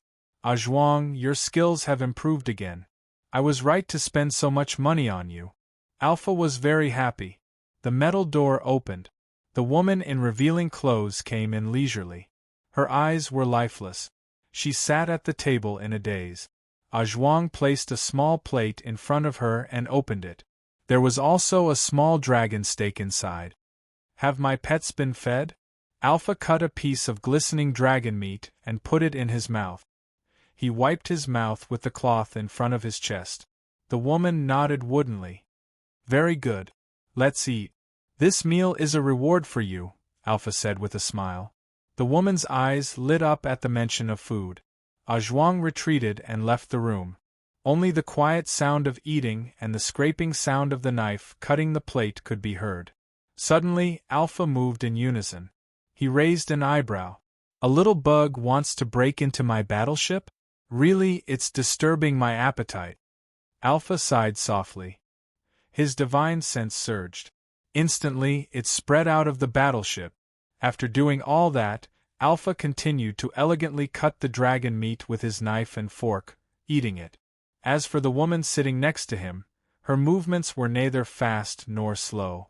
She was also very elegant. However, when she put the dragon meat in her mouth, she chewed it a little faster. It showed that her desire for food was not calm. Hades Tenzang held the Hades halberd in one hand as he slowly walked on the deck of the battleship. According to the image shown on the jade talisman, Little Huss was imprisoned in this battleship. Little Huss was locked up in this battleship. However, this battleship was truly humongous. Tian Tsang was a little surprised. He did not feel it from the image, but when he saw it in person and landed on the battleship, he realized how huge it was. It was almost as big as Acheron City. Of course, Hades Tenzang also knew that this was not the time to be surprised. The most important thing now was to rescue Era. He took a step forward. Tian Tsang narrowed his eyes. He raised his hand. A clanging sound rang out. A nozzle appeared on his arm. Buzz, a scarlet beam shot out of the nozzle toward the battleship's deck. It wanted to cut the deck open and escape. However, an invisible wave spread out. Tian Tsang seemed to sense something. His body suddenly moved to the side. Suddenly, a metal puppet thrust its spear at the spot where he was standing. Tian Tsang's eyes narrowed. The metal puppets also raised their heads. Their mechanical eyes collided with Tian Tsang's, glowing red. Boom, boom, boom, the puppets woke up one by one. In the blink of an eye, they surrounded Hades Tenzang. Terrible killing intent instantly enveloped Tian Tsang. Chapter 1374. In the Heaven Chief Realm. The Netherworld ship tore through the void, hovering at the top of the Heaven Chief Realm. The Heaven Tree swayed, sprinkling its light. The concentration of energy in the immortal cooking realm was much higher than before. 9 years wasn't short, but it wasn't long either. However, it gave the Heaven Chief Realm enough time to recuperate, which made the Heaven Chief Realm much stronger. At least, it wasn't like 9 years ago, when it couldn't even be compared to a second-class small world. Today, in the Heaven Chief Realm, there were many little saint experts, and the great sage didn't just have Realm Lord did alone. He got off the Netherworld ship. Bufang felt the thick immortal energy in the Heaven Chief Realm, nodding slightly. Raising his head, he looked at the towering Heaven Tree, which was so tall that he couldn't see its top. He took a deep breath. Swish. Above the dome, the leaves fluttered. Then, a rustling sound rang out. The leaves of the Heaven Tree fell. The branches clattered as they gathered together, and the branches fell down, as if they had turned into a treadmill. Bufang was a little surprised. Did the Heaven Tree want him to step on it? Bufang thought for a while. Without hesitation, he stepped on it. Immediately, the branches moved, supporting Bufang's body as he walked toward the dome of the Heaven Tree. Shortly, his figure disappeared. You was holding Little Hu, while Hua was standing behind you. Mengqi was also standing at the side. The few of them were silent, watching Bufang being taken away by the Heaven Tree. Realm Lord Dit leisurely walked over. Today, Dit's cultivation base had increased a lot. He was so strong that people couldn't see through him at a glance. His aura was incomparably calm. Of course, other than the fact that his hobby of being naked did not change, the other changes were quite huge. In the Heaven Tree, Bufang did not know why the Heaven Tree had summoned him back in such a hurry. However, Bufang could sense the urgency of the Heaven Tree. Buzz, he was surrounded by the branches of the Heaven Tree. Soon, the scene in front of him changed. It was as if a ray of light had burst forth from the darkness. In the next moment, everything in front of him became clear. A figure slowly floated out of the darkness. It was the spirit of the Heaven Tree, a human figure condensed from the branches. The spirit of the Heaven Tree looked at Bufang with a profound gaze. That person is coming back, the spirit of the Heaven Tree said. Bufang was slightly taken aback. He did not expect the Heaven Tree to say such a brainless sentence right from the start. Who was coming back? That person who is like you is coming back. He was deprived of everything, and now he is coming back to regain everything he has. the heaven tree said. The spirit of the heaven tree said seriously to Bufang. He seemed to be talking to Bufang. Someone like me? Bufang was stunned, and then he was shocked. What does that mean? What does the heaven tree know? Could the person who is like me be the previous host? Among the 9 clans of Nether Prison, both Nether Puppeteer Patriarch and D Ting were very afraid of him because he was very similar to the person they were talking about. Bufang knew that since he was similar, there was only one possibility. The person D Ting and the others were talking about was the previous host. The previous host didn't die. He's back? Bufang narrowed his eyes. He felt that things seemed to have become a little strange. The man I saw in the Jade Talisman is the previous host? However, the Heaven Tree seemed to know what Bufang was thinking. 10,000 years ago, that man fought with experts from foreign great worlds and was seriously wounded. He was sneak attacked by experts from the 9 clans of Nether Prison. His fleshly body was destroyed, and his soul fell into a deep sleep, sealed in earth prison by the power of the law. That man was a figure from the last age. Because his fleshly body was destroyed, his soul was punished by the power of the law. However, his strength was still mighty, and he deceived the heavenly secrets and turned the power of the law he had comprehended into the Heaven Tree.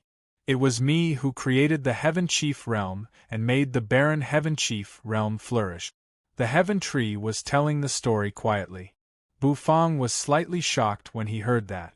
The Heaven Tree was actually transformed from the previous host's power of the law. The difference between a god and a demigod lies in whether one has mastered a complete power of the law.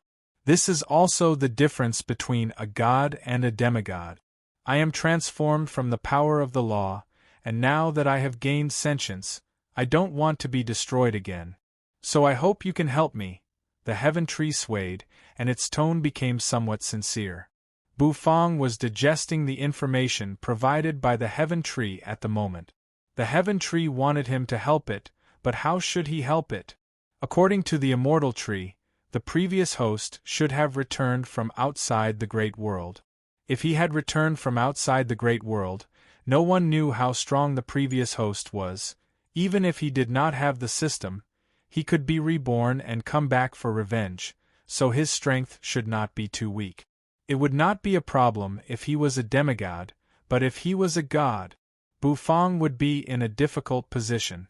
Bufang did not know if the so-called god here was the god of cooking, but Bufang felt that it should not be that easy to become a god of cooking.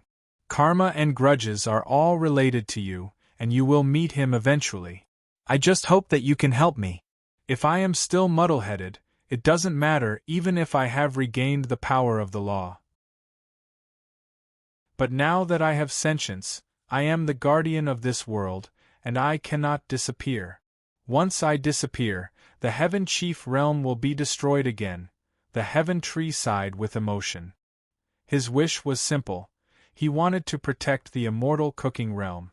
It was a simple request, but it was not simple either. In fact, it was just a personal emotion that arose after the Heaven Tree gained sentience. Karma? What karma? Bufang furrowed his brows. It was you who released that man's bound soul in Earth prison. It was you who helped him be reborn, and it was you who brought him back, the Heaven Tree said. Bufang fell into silence, his mind working fast. The scene in his memory was somewhat modeled. Earth prison, the bronze palace on the Acheron River. At that time, he had picked the senseless lotus, and a mysterious figure had escaped from the bronze palace. Was that figure the soul of the previous host? It was possible that he could make the great sage of the Acheron vomit blood with one slap. Bufang was somewhat speechless. He had picked the lotus by accident, and it had caused such a big incident. No wonder that man had told him so much. Karma is also a law. The law of the universe is supreme. Since there is karma, it cannot be avoided. I only hope that you can save me when the time comes. The Heaven Tree begged. There was a long silence. Bufang did not agree completely because he did not know how strong the previous host was, and he did not know why the other had returned. Perhaps he could help as much as he could, but he could not guarantee anything. At this moment, Bufang had a lot of doubts. Everything the Heaven Tree had said had a big impact on him. However, Bufang's ability to accept it was not too bad, so he was not too surprised. Swish, the Heaven Tree put him down. It did not bind him for long. Bufang landed, looking at the swaying Heaven Tree, his eyes slightly narrowed. The Heaven Tree was kind. At least, it had brought good fortune to the entire Heaven Chief realm, allowing the Heaven Chief realm to develop and live in peace. However, even so, Bufang could not easily believe everything the Heaven Tree had said. Of course, Bufang would keep it in mind. If there was such a day, he could save the Heaven Tree. Seeing Bufang return, everyone's eyes brightened. Realm Lord Dit looked at Bufang with a smile on his face. He had not seen Bufang for a long time, so he missed him a lot. The Immortal Tree told me that the people from the Great World are here. The puppet that was destroyed by the Immortal Tree's whip when they explored the Immortal Cooking Realm was a product of the Great World. Realm Lord Dit said. He asked me to suggest to you that the Earth Prison and the Heaven Chief realms should unite, the people from the Great Worlds. Bufang's face was expressionless. Instantly, the man from before appeared in his mind. Perhaps that man was from the Great Worlds. He was also the one who had captured Hades' era. What was his purpose? The Heaven Tree said that the man should be the emissary of the Great Worlds, who specializes in plundering the resources of small worlds. Nether Prison has become a great world, but it has excluded Earth Prison and the Heaven Chief realms. They can be recognized by the laws of the universe, but Earth Prison and the Heaven Chief realms can't, so that man will definitely attack us. He told us to be prepared. Realm Lord Dit was very serious. This was related to the life and death of the Heaven Chief realms and Earth Prison, so he had to be serious. Little Ha has been captured, said Bufang. Realm Lord Dit's eyes narrowed and he sighed softly. In Nether Prison, outside the starry sky, on the silver warship, Hades Tenzang was surrounded by many metal puppets. Feeling a terrible aura locking him up, Hades Tenzang grew serious. He could feel the fearsome strength of these puppets. Each of them had the fighting prowess of a perfected great sage. Even Tian Tsang didn't dare to lower his guard. Rumble! One of the puppets moved. He waved his spear, which was made of some unknown material, and emitted a cold gleam. He thrust it out. Hades swept his halberd and collided with the spear. A terrible force exploded, and a rumbling sound rang out. Hades Tenzang focused his eyes. He waved his Hades halberd fiercely, colliding with the spear. Clanging sounds rang out, and sparks flew in all directions. Every time they collided, it would cause a shockwave. 7 or 8 puppets pushed Hades Tenzang back again and again. This made Tian Tsang's anger surge from the bottom of his heart. He let out a long roar. Hades brandished his 3 halberds. A halberd light swept over from all directions, impacting everything. Rumble! A puppet was knocked flying away. The other puppets' mechanical eyes flashed as they scanned Tian Tsang. The next moment, they all used the same trick, a powerful killing move like Hades's 3 halberds. They were imitating Hades Tenzang's attack. What kind of monsters are these? Tian Tsang sucked in a cold breath. He was now convinced that these metal puppets were not made by Nether Puppeteer Patriarch. She was not at this level. The gap between Nether Puppeteer Patriarch's puppets and these puppets was like the gap between heaven and earth. He stomped hard on the warship, but it was unscathed. Then, Hades Tenzang rushed out of the warship and stepped into the starry sky. The puppets imitated his fighting style and kept suppressing him. Tian Tsang's body was riddled with cracks. The collision between the halberd and the spear caused sparks to fly in all directions. Although Hades Tenzang only had his soul in this body, he was furious. The halberd kept sweeping and suppressing the puppets.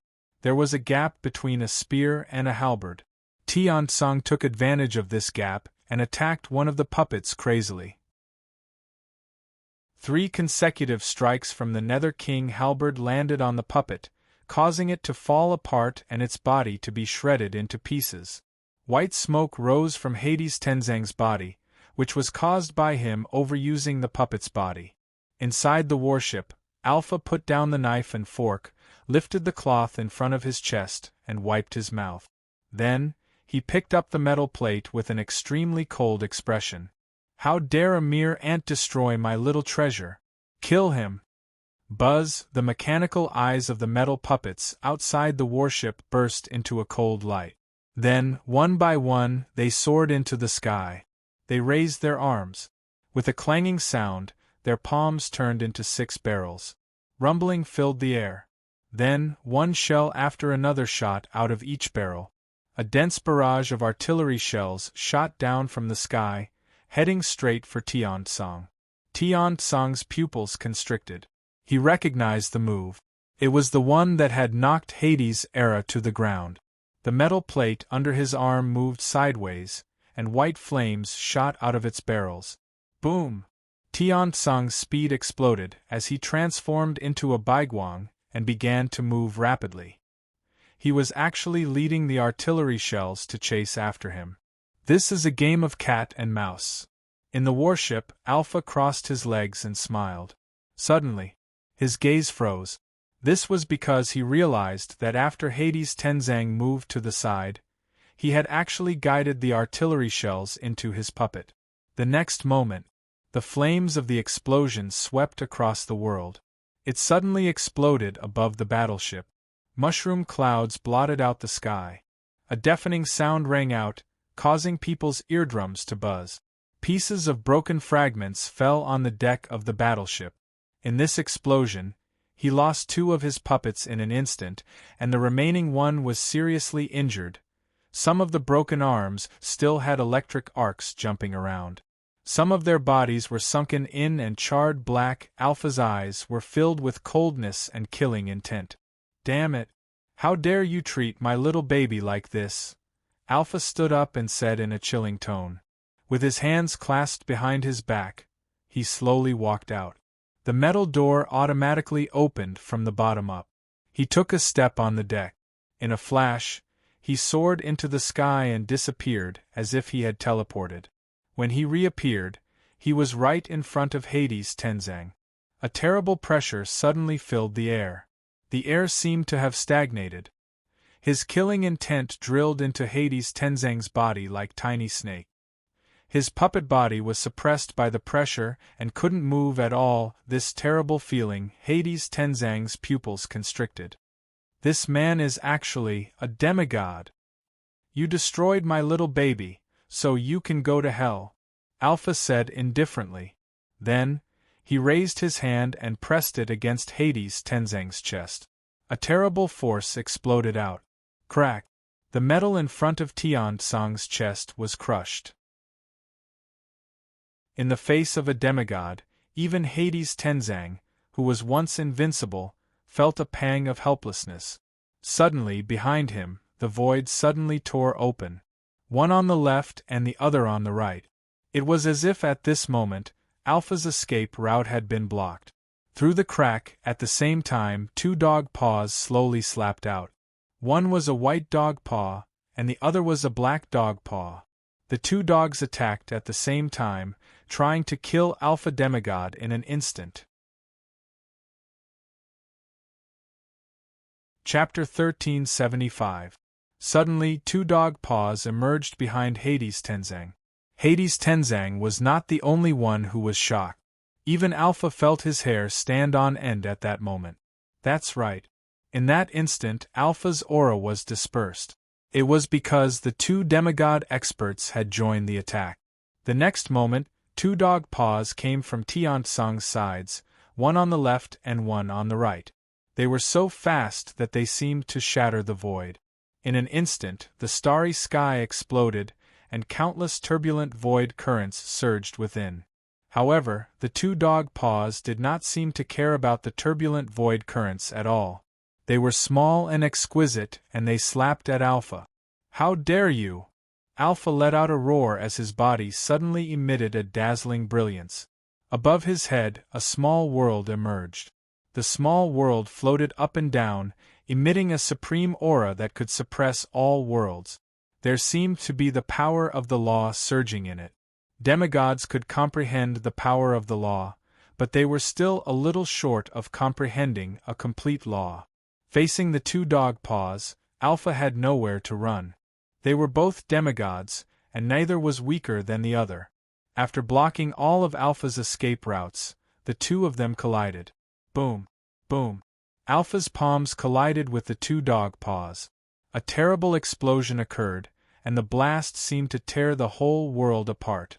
The surging airflow caused the surrounding void turbulence to be constantly pushed away. Tian Tsang gave a muffled snort and flew backward, spinning helplessly in the surging waves like a small boat. After a long time, he stabilized his body in the void. Even so, he was still panting heavily. He looked at his chest and saw that the metal material there had been crushed. A loud explosion resounded. Alpha's body smashed into the warship. The battleship shook violently. The intense trembling caused a buzzing sound to resound from the warship. Unfortunately, the attack that the Lord Go and the Harken had agreed upon did not kill Alpha on the spot. Alpha climbed up from the battleship. His body was filled with an extremely oppressive and terrifying aura. Good, good, good. You want to kill me? These two dogs are really bold. Alpha wiped the blood from the corner of his mouth, his eyes cold. He had been careless and had accidentally been ambushed by Truth Listener and Hell Dog at the same time. He was almost beaten to death. However, since these two dogs didn't beat him up, it meant that he still had a chance. I gave you a chance, but you didn't want it. You actually chose such an extreme method. Why do you have to resort to violence when we can talk things over? The Alpha was furious. He thought he had done everything right. After learning that this area, which was originally a chaotic small world, had actually advanced to a great world, he did not choose to rob it. Instead, it was a reasonable equivalent exchange. But these two dogs actually wanted to put him to death. He had almost been tricked. The main reason was that he did not expect that there would be two demigods in this newly born small world. Even though their understanding of the laws was not very thorough, they were, after all, demigods. They were existences at the same level as him. The void was torn apart. Truth Listener and Lord Go walked out of it at the same time. Since they had failed, there was no need to hide anymore. Lord Go's fat jiggled as he strode out with elegant cat-like steps. Truth Listener was still shrouded in black smoke, but his 4 short legs were not hidden. In short, they were two dogs. It was somewhat funny that these two dogs were so invincible. At least, Alpha could not help but want to laugh. He was an emissary from a great world and was recognized by the experts of the divine dynasty. Despite his noble status, he had condescended to come to this barren land and almost died. In that case, there was no need for him to hold back. Let this piece of heaven and earth completely turn into dust. Rumble! Alpha's eyes suddenly lit up. In the next moment, his figure instantly disappeared from where he stood. When he reappeared, he was in front of Lord Go, pointing a finger at Lord Go's head. What a fat dog! Zhuang's kitchen knife is already thirsty, Alpha said coldly. However, as soon as his palm fell, he teleported again and disappeared. It was the kind of disappearance without warning, not because he moved too fast. It should be the use of the power of the law. The fat on Lord Go's face jiggled. Suddenly, he raised his exquisite paw and slapped at a spot in the void. Rumble! There, a figure suddenly appeared. The fist and the paw collided. The void crumbled inch by inch. Lord Go's fat jiggled. Alpha's figure disappeared again, as if he had teleported. You can't do anything to me. The law I comprehend is the law of teleportation. It's one of the supreme laws of space. How can you two mere dogs stop me? Alpha's cold voice rang out. After exchanging a blow with Lord Go, he disappeared. When he reappeared, he was actually behind Di Ting. It was really as he said, teleporting and appearing and disappearing unpredictably. Di Ting was shrouded in a black mist. He thrust out his paw and exchanged a blow with Alpha. Both of them trembled and retreated. Clearly, they were neck and neck. To become a demigod, one had to start comprehending the laws. However, it took a lot of time and energy to condense the divine sense. Only then could one be considered a demigod. Hades Tenzang had given up on breaking through to the demigod realm because he did not have much time. That was why he chose to conquer Nether Prison. He did not expect that instead of conquering Nether Prison, he would die. Alpha comprehended the law of teleportation. What law did Lord Go and Di Ting comprehend? Hades Tenzang was a little curious. He hovered in the sky in the distance. He was no longer qualified to participate in a battle of this level. The wound on his chest began to slowly converge, and soon it was healed. He turned his eyes and rested them on the warship. He glanced at Alpha, who was fighting to his heart's content. His mind flickered. Then, he sped away. With a rumble, he landed on the warship. The metal door at the entrance of the warship was open, and Hades Tenzang took the opportunity to rush in. In the sky, Lord Go kept slapping his paw. Di Ting followed Lord Dog's example and threw out his paw. No matter how Alpha teleported, he could not do anything to them. For a moment, the battle had entered a white-hot state. In fact, Alpha was also a little surprised because up until now, the two dogs had not revealed the power of law they had comprehended. This made him feel a little sullen. He felt that he was being looked down upon. Suddenly, Alpha's figure disappeared, and when he reappeared, he was on the warship. He looked at the two dogs, his face indifferent. His chest heaved violently. "No matter what, whoever wants to kill me must die," the Alpha roared. The next moment, his divine sense surged. A clanging sound rang out. On the warship, suddenly, one huge crossbow after another emerged. Buzz, as soon as the crossbow appeared, a cold light emerged from it. Surprisingly, the warship's weapon of attack was not an energy cannon, but a crossbow. This is the Divine Dynasty's God-slaying crossbow. Although it's a simplified version, it's more than enough to kill you two dogs. After you die, I'll ask Ozhuang to skin you and cook you. The Alpha grinned. In the sky, Lord Go narrowed his eyes. The Harkon snorted coldly. "Who's that Ozhuang? Whoever he is, I'll just kill him with a slap." Di Ting and Lord Go spoke one after another. Although their alliance was only temporary, they were equally angry at those who ate dog meat. Alpha's cold laughter echoed through the starry sky. The next moment, he waved his hand. An arrow shot out from one of the huge crossbows. The arrow was very thick, with mysterious patterns carved on it. In addition, the material it was made of was not ordinary. That was why the arrow shot out was so fast. It wanted to pierce through Lord Go and Di Ting with one shot. The arrow headed straight for Lord Go. In the distance, Alpha was laughing maniacally. Lord Go's mouth twitched.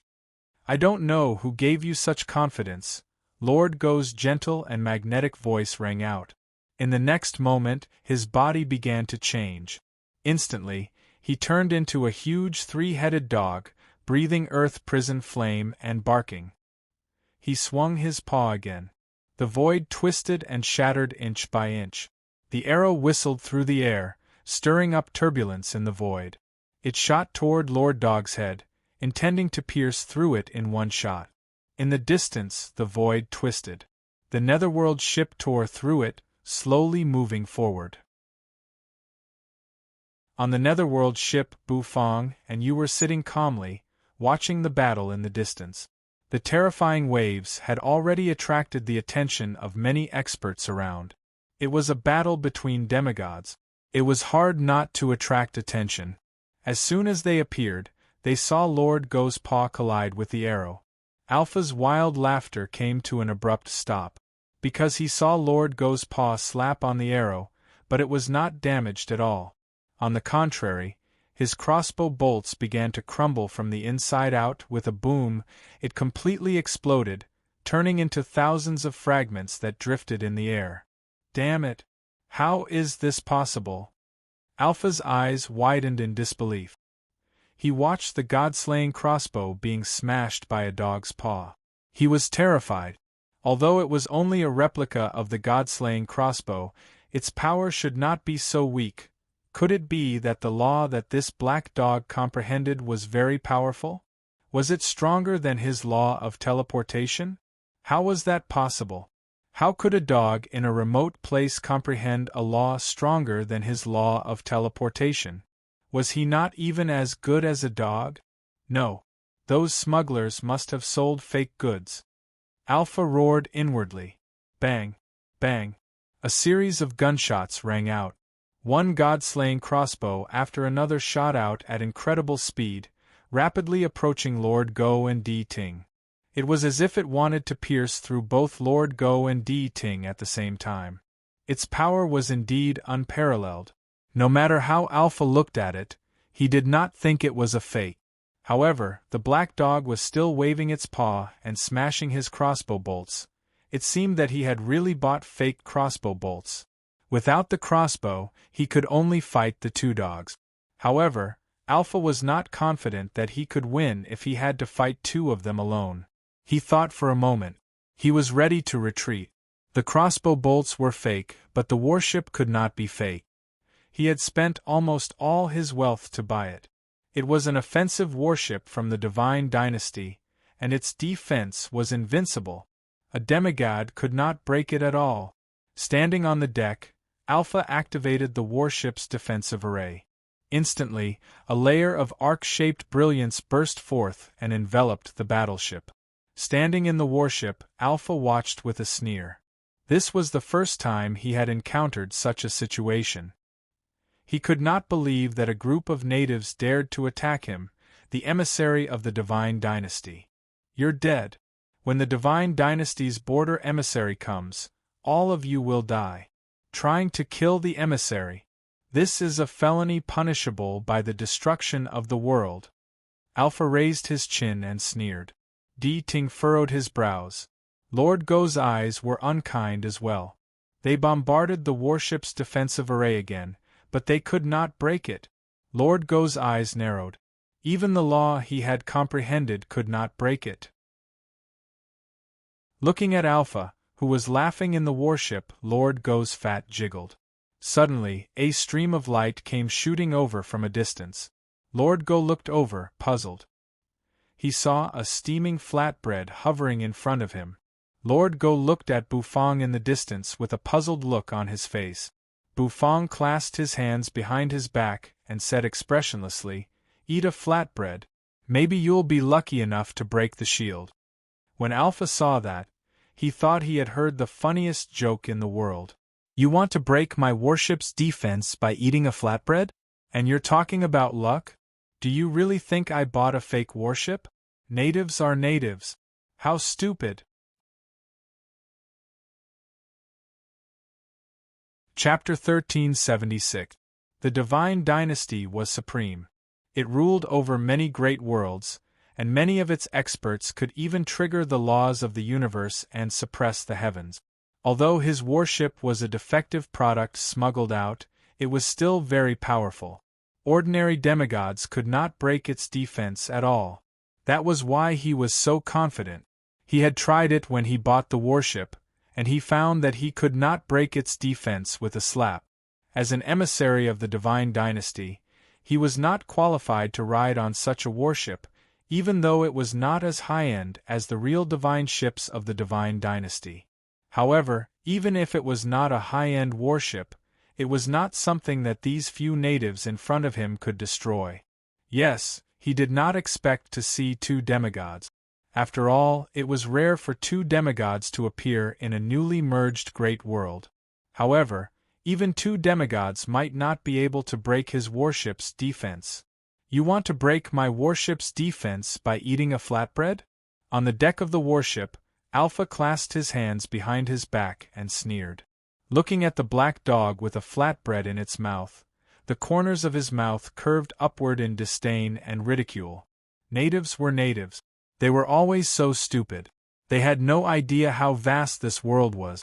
Naturally, Lord Go was disdainful of Alpha's mockery. This outsider had no idea how magical Bufang's flatbread was. If one was lucky, the fortune flatbread could double one's strength. It could even pull the souls of the dead out of the transmigration. The so-called fortune was not something that ordinary people could imagine. Crunch! Crunch! Lord Dog's mouth closed, and soon, that piece of flatbread was bitten into pieces and swallowed into his stomach. Fortune energy surged. Di Ting, on the other hand, looked at Lord Go and Bufang with a strange look. Obviously, he did not know much about the fortune flatbread. However, since Earth Prison Dog chose to eat the flatbread at such a critical moment, it must be something special. The flatbread entered his stomach. Soon, the fortune energy surged through his body. Suddenly, the black fur on Lord Go's body fluttered slightly. The three Cerberus heads opened their mouths and barked.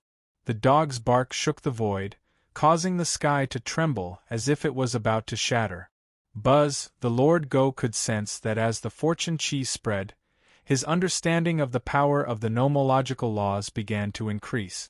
The originally incomplete nomological laws, at this moment, it was actually completed.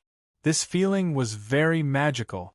The fortune flatbread had actually helped him perfect the power of law. Although it was only a temporary improvement. But it was enough. The corner of Lord Go's mouth twitched. The three-headed Cerberus returned to its chubby form. The defensive barrier around the battleship floated in the air, flickering with radiance, constantly resisting the impact of the energy.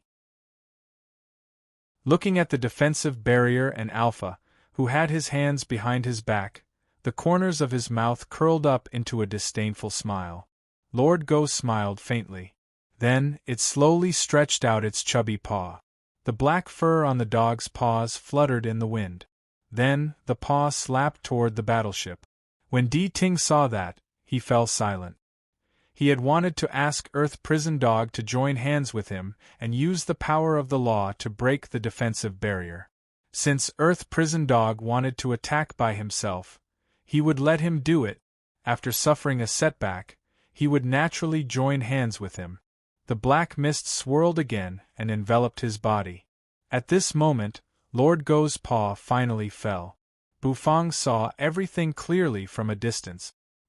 He did not know what ability Lord Go had gained after eating the fortune flatbread. However, when he saw Lord Go's confident look, he thought he must be very confident. Inside the battleship, Alpha smiled confidently. The corner of Bufang's mouth twitched slightly. That guy doesn't know what he's facing. Boom!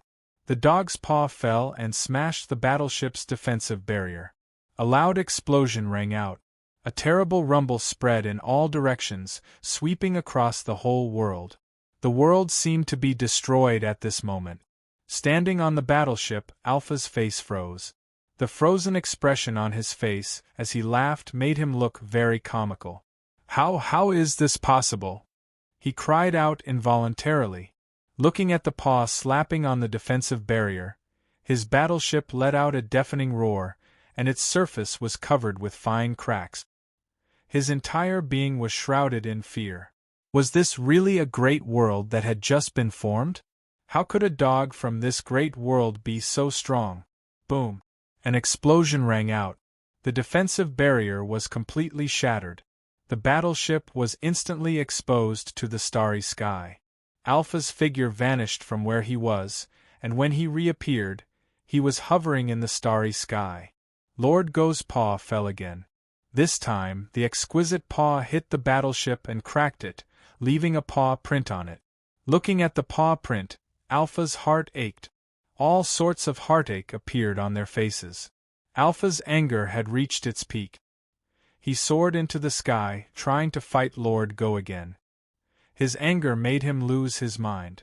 He kept teleporting, appearing and disappearing in the starry sky. Lord Go narrowed his eyes and yawned at this acrobatic trick. Buzz, all of a sudden, Alpha's figure emerged behind Lord Go. His face was full of resentment. He held an azure dagger in his hand. With a ripping sound, it stabbed at Lord Go. A vague power of law lingered over the dagger. With one move, the dagger stabbed down.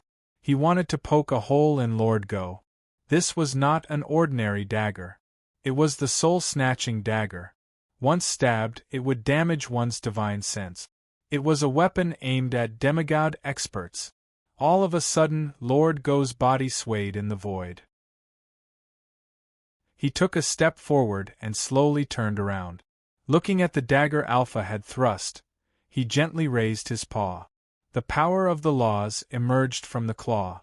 Looking at the power of law, Alpha's eyes widened as if they were about to pop out of their sockets. It was a look of disbelief and horror. This is the law of time? Alpha sucked in a cold breath. When he saw the power of law lingering over the dog's paw, that was the only thing left in his mind. He could not believe that one of the supreme laws of the universe, the law of time, would appear in this remote great world. Even in the divine dynasty, there were very few who mastered the law of time. How could a mere dog master such a law? Rumble! The dog's paw swept across. Alpha, who was in a state of shock, did not even have time to put up an effective resistance before he was swallowed by the paw. A loud rumble rang out. Alpha trembled all over, and he opened his mouth as if to spit out the papillion steak he had just eaten. With a boom, the void shattered and countless spatial turbulences lashed at Alpha's body. In just a flash, Alpha felt as if he had aged countless years. The moment he collided with the dog's paw, he, who was young, became old, his body aged, and his fighting prowess weakened to a terrifying degree. He was almost blown apart by the paw. He was seriously injured. It was not until he had flown thousands of miles away that his appearance recovered. But even so, he was already covered in blood. His law of teleportation was as fragile as a biscuit under the attack of the black dog's law of time. A deafening rumble rang out. The warship exploded from the middle in an instant. A figure shot up into the sky from the broken part. White smoke rose from all over his body. In Tian Tsang's hand was Hades' Era. Era was not in a good state at the moment, but at least he was still alive. The warship was destroyed. A terrible rumble rang out from it, and flames devoured everything in an instant. Then, a terrible aura erupted from the warship, and from the broken part, several figures flew out. One of them was a woman riding a little dragon, her hair waving noisily in the wind. She glanced at Alpha in the distance, then at Lord Go and Bu Fong in the distance. The next moment, she sped away on the little dragon and disappeared. A Zhuang's burly body was riding on a ferocious beast. He was also fleeing in terror. Alpha's aura was weak. Looking at the broken warship, he felt a little desperate. Just now, he was in high spirits and had looked down on this newly formed great world. However, what happened next gave him a severe blow to the head. Everything he was proud of had been destroyed. How could the natives of this newly formed great world have the audacity to attack him? He was the emissary of the divine dynasty. How honorable his status was! Murdering an emissary of the divine dynasty was a felony. How dare these fellows? All that was left in Alpha's eyes was flames. Suddenly, he felt a chill run down his spine. The next moment, his pupils constricted. Then, he discovered that a dog had appeared behind him without him noticing. It was a yellow and white dog shrouded in black smoke, but its eyes were full of indifference. The indifference made him shiver all over. For a moment, he felt as if he had fallen into an ice cave and was about to die. "You can't kill me. I'm an emissary of the divine dynasty," Alpha bellowed in horror. Di Ting watched indifferently. He had no intention of killing Alpha, but as soon as the man appeared, he showed his strong desire and captured the leaders of many small worlds in the great netherworld. He planned to take a bite out of the great netherworld. The great world had just been formed, and everything needed resources. How could he obediently hand over the resources to this guy? It just so happened that he could use the resources of this emissary of the divine dynasty. Moreover, from their previous conversation, he learned that Alpha had not appeared here with the divine dynasty's order. His eyes gradually turned black. Alpha grew more and more terrified. In fact, he knew very well that if he died here, no one would know. The great netherworld had just been formed, and the divine dynasty had not recorded it yet. His death would be in vain, and it would not be blamed on the great netherworld. That was the reason why he came here. It would be great if he could get some resources and benefits before the divine dynasty recorded it. However, he was a little regretful now. Alas, it was too late for regrets. Ting's black smoke surged out of him. In a flash, it turned into a large mass and wrapped Alpha up. Alpha howled miserably. His body was already seriously damaged, and now he could not resist it at all. A bone-chilling sound rang out. Alpha's body was completely turned into a pool of blood. Buzz, when one reached the demigod realm and condensed his divine sense, his soul was basically indestructible. Even his soul had gained a bit of power. Inside the black mist, Alpha's soul flashed with fluorescent light, darted out of it, and sped toward the distance, trying to escape. Unfortunately, his soul was a great tonic for both Lord Go and Ting. Lord Go and Ting looked at each other and opened their mouths at the same time. A great suction force burst out of their mouth. Alpha's face was filled with horror. He clawed at the void with both hands, trying to escape. However, a ripping sound rang out. Alpha's soul was torn in half. One half went into Lord Go's mouth, and the other into Ting's. Both of them smacked their lips and burped. At this moment, the emissary of the divine dynasty, Alpha, died miserably under the claws of two dogs. He fell in front of the newly formed great netherworld. Chapter 1377. Alpha, the emissary of the divine dynasty, was dead. He died very quickly and very peacefully in midair. The warship was exploding. Although Tian Tsang could not destroy it from the outside, its interior was extremely fragile. After rescuing Hades' era, Tian Tsang destroyed the warship. The warship began to explode from the inside out. Terrible explosions swept across the whole world. The Lord of the Winged Man Valley, the great Buddha of the West Little Buddhism realm, and other experts all fled. However, the explosions did not last long. Ting, wrapped in black smoke, rushed straight into the warship and plundered all the resources inside. Alpha was, after all, the emissary of the divine dynasty, and with his identity, he could collect countless resources while traveling the starry sky. Many of the resources here were suitable for demigods to cultivate. In fact, Lord Go and Ting were also very distressed. After cultivating to this level, this world was no longer suitable for their cultivation. If they wanted to break through to a higher realm, the newly formed great world simply did not have enough resources. Before Ting and Lord Go joined hands, they had agreed to divide the resources they obtained this time in half. As the only two demigods in this world, and both of them were dogs, they felt a sense of sympathy for each other.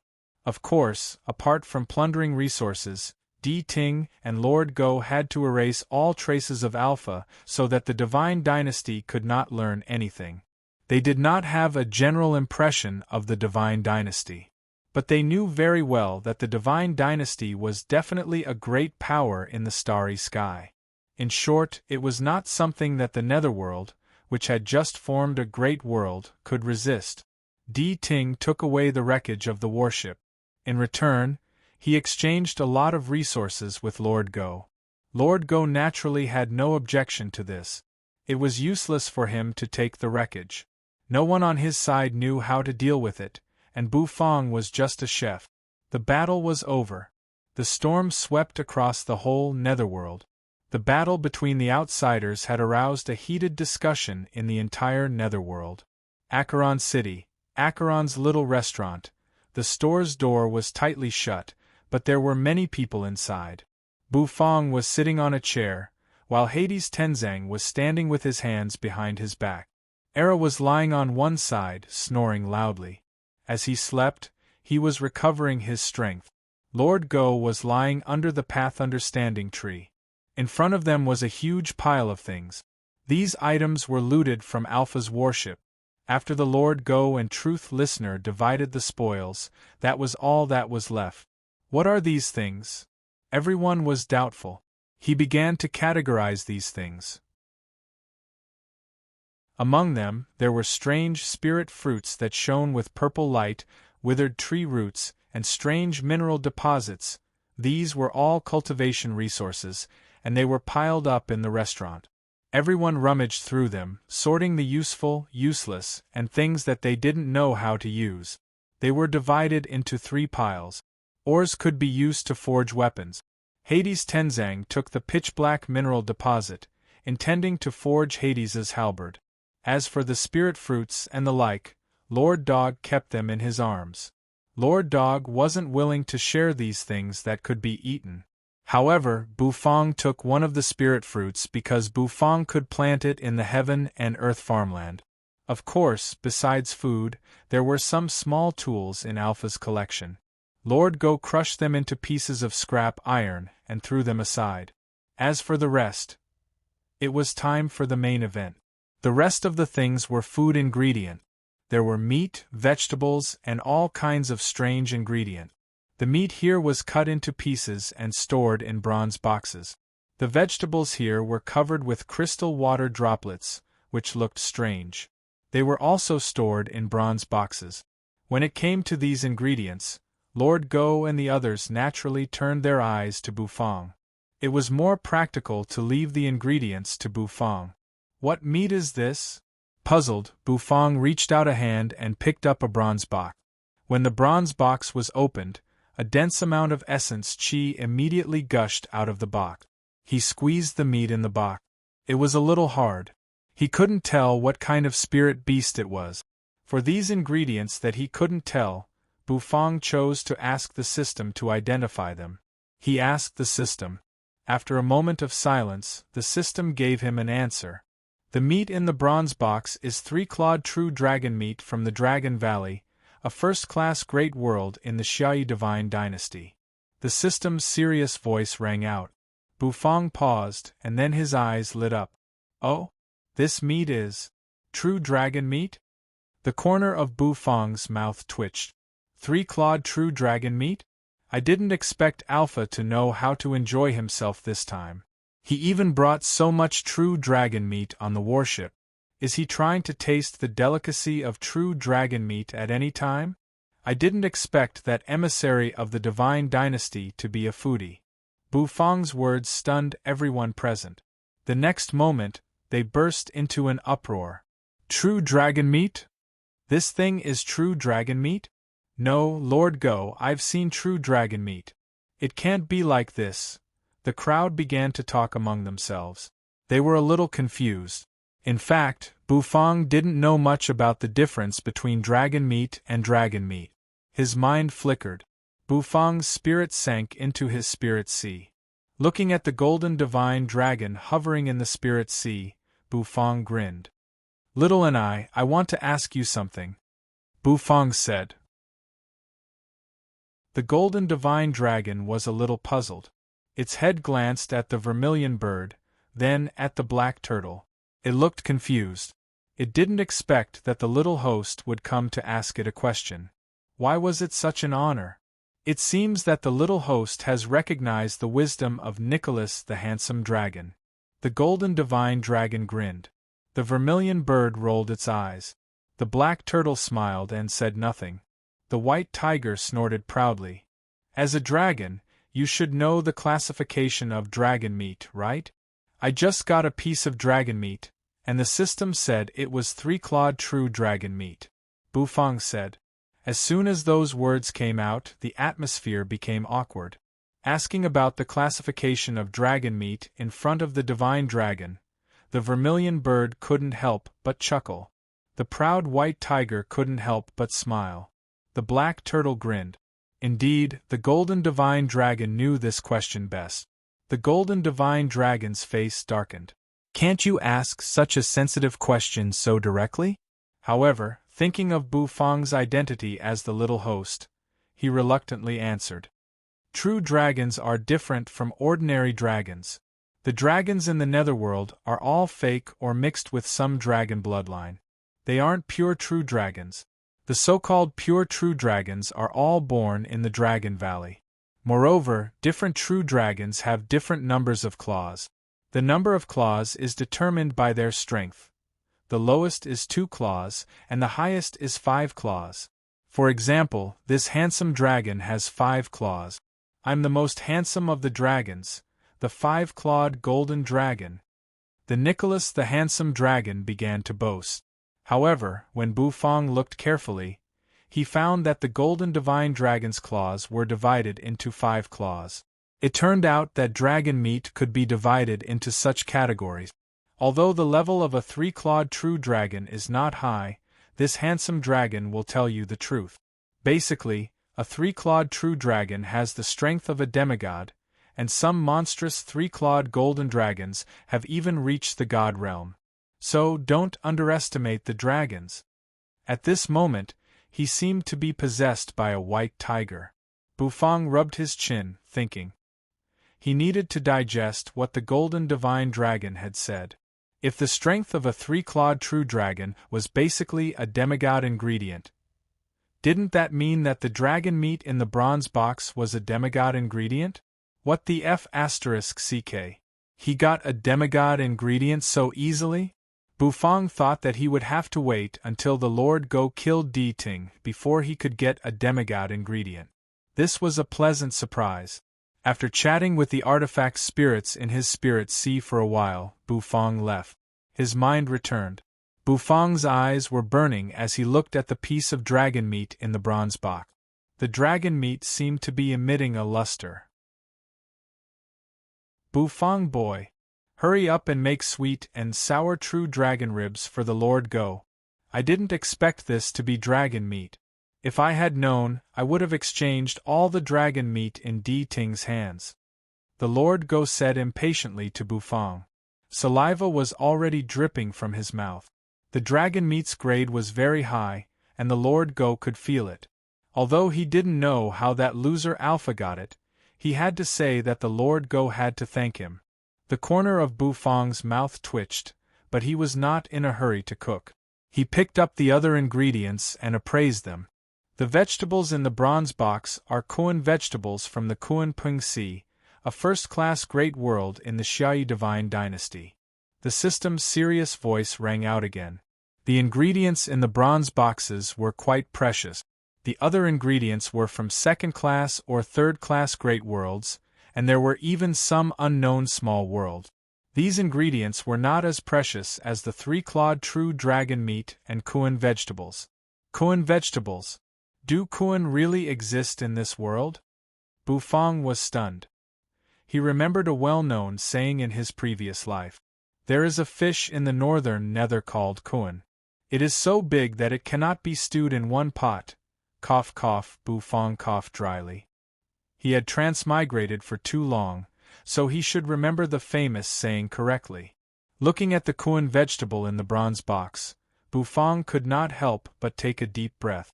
No matter what, these ingredients seemed to be pretty good. It seemed like there were quite a few new dishes to study. The surrounding crowd, looking at Bu Fang holding the bronze box, the corners of his mouth curled up in a meaningful manner. They slightly narrowed their eyes. What on earth did Bu Fang think of that made him so happy? Bu Fang stored all the ingredients into the system's dimensional storage. Of course, Lord Go didn't say anything. Giving the ingredients to Bu Fang was the right thing to do. Was he supposed to eat the dragon meat raw? Bu Fang was holding a bronze box in his hand. He glanced at the crowd, and under the Lord Go's hopeful gaze, he picked up the box and walked toward the kitchen. However, just as he lifted the curtain of the kitchen, the bell jingled. A clear knock on the door stealthily rang out. Bu Fang was a little bewildered. Why was there someone knocking at the door at this time? At this moment the sky was very dark. People in Acheron City knew that Acheron's restaurant wouldn't open at night. So, there shouldn't be anyone knocking at the door at this time. You carried little Hu walking to the door. With a creak, she opened the restaurant's door. As soon as the door opened, a deep dragon roar rang out. A graceful figure, with a little dragon, was standing quietly in front of the restaurant. You looked at the figure, a little bewildered. Bufang, who had lifted the curtain and entered the restaurant, paused, looking at the woman suspiciously. She seemed a little familiar. She seemed to be the woman who had escaped from Alpha's battleship on the dragon. Now, this woman's face was much more lively. She looked at you, then at the people in the restaurant who were looking at her. She seemed a little nervous. After bowing to them, she nervously stepped into the restaurant. The little dragon lying outside the door growled. It was a little anxious, but it didn't step into the restaurant. That was because the energy on Lord Go's body had frightened the little dragon. Bufang narrowed his eyes. His line of sight swept around, falling on the dragon's claws. At first glance, he couldn't help but raise his brows. A three-clawed true dragon. Chapter 1378. A three-clawed true dragon? With just a glance, Bufang saw the little dragon lying in front of the restaurant. It was indeed a little dragon. It was just a little bigger than a tiger. Compared to the great sage Acheron's blood-illuminating dragon, it was so much smaller. The blood-illuminating dragon was lying on the ground like a towering mountain. However, Bufang's eyes focused as he recalled what the gold divine dragon had said. Each three-clawed true dragon was a demigod realm expert. In other words, the dragon in front of him was a demigod? No. If it was a demigod, why didn't it appear during the battle? Although Bufang had many questions, he didn't rush to ask. He knew that the woman had something to say. The woman was a little nervous. It had been a long time since she had seen so many people. Alpha had kept her in the warship for so long that she was not familiar with how to deal with people. However, for the little dragon, she had to pluck up her courage. Today, in this foreign land, the little dragon was her only hope. She glanced around and rested her eyes on Bufang. She grabbed her hands nervously and gave him a 90-degree bow. Hello. Can you give me one of those purple fruits? Without the purple dragon fruit, this little dragon will die. The woman's voice was pleasant to the ears. However, her words made everyone present a little bewildered. Hades Tenzang looked at the woman, frowning. It was this woman who had led him to Era in that warship. Thus, he felt that he should say something at this moment. However, before he could say anything, Lord Go's dog paw gently tapped, and a purple fruit flew into the woman's hand. Your dragon is very cute. Lord Go likes it very much. Lord Go said, sticking out his tongue and licking his lips. The woman was a little bewildered. She didn't expect to get the fruit so easily. Isn't that a three-clawed true dragon? Why would a demigod die without this purple fruit? Bufang was not in a hurry to go into the kitchen. Instead, he walked out and asked. The woman took a deep breath. She knew that this question had to be answered. So she was silent for a moment, as if she was organizing her words in her mind. The three-clawed true dragon's alpha breeds are not as strong as demigods. Because they were hatched, he smuggled them from smugglers and hatched them, which gave birth to these little dragons. He breeds them to sell in the Divine Dynasty, where many high-ranking officials like to eat dragon meat. Demigod dragon meat is too expensive, and the cost is too high. Alpha can't get it, but he can afford to raise this kind of three-clawed dragon. As long as it's fed with purple dragon fruit regularly, the little dragon will be able to live. Otherwise, the side effect of the catalysis will cause the little dragon to die immediately. The woman said, her expression a little gloomy. Back in Alpha's warship, she was helping Alpha raise these little dragons. She was the one who promoted the catalysis and breeding, so she was very clear about the importance of the purple dragon fruit to these dragons. Bufang suddenly understood. No wonder he couldn't feel the demigod aura from the little dragon's expression. Turned out that these little dragons were hatched. Although their cultivation base had been greatly reduced, their meat was real dragon meat. Sure enough, there was no killing without selling. For the sake of eating dragon meat, those upper-class people were willing to go to any length. These dragon eggs were stolen from the Dragon Valley. Actually, these little dragons are innocent, the woman said to Bufang with tears in her eyes. Bufang nodded. Seeing that Bufang didn't ask any more questions, the woman came to the little dragon's side. Holding the purple dragon fruit, the woman came to the little dragon's side and handed it to it. The little dragon seemed a little vigilant.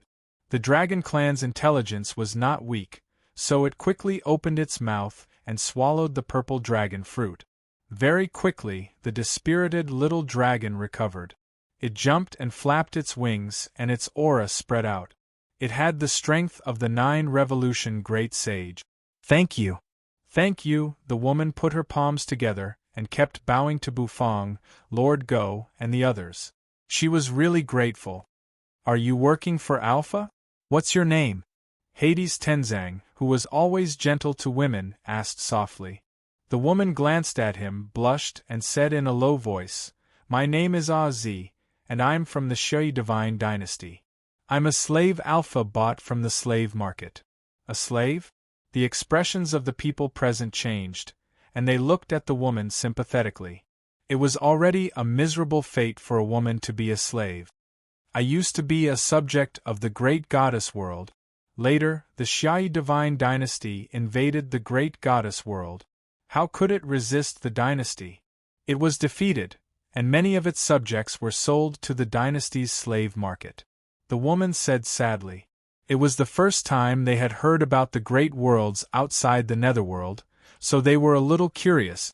Hades Tenzang looked at the woman pitifully, then took out a chair and placed it in front of her. "Sit down and tell us slowly. We mean you no harm. This will be your second home from now on," Tiansong said. "Sit down and tell us slowly. We mean you no harm."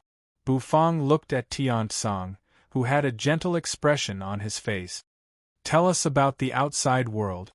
What is the Divine Dynasty and what are the great worlds like?" Hades Tenzang said, patting the woman on the shoulder. She was actually very beautiful.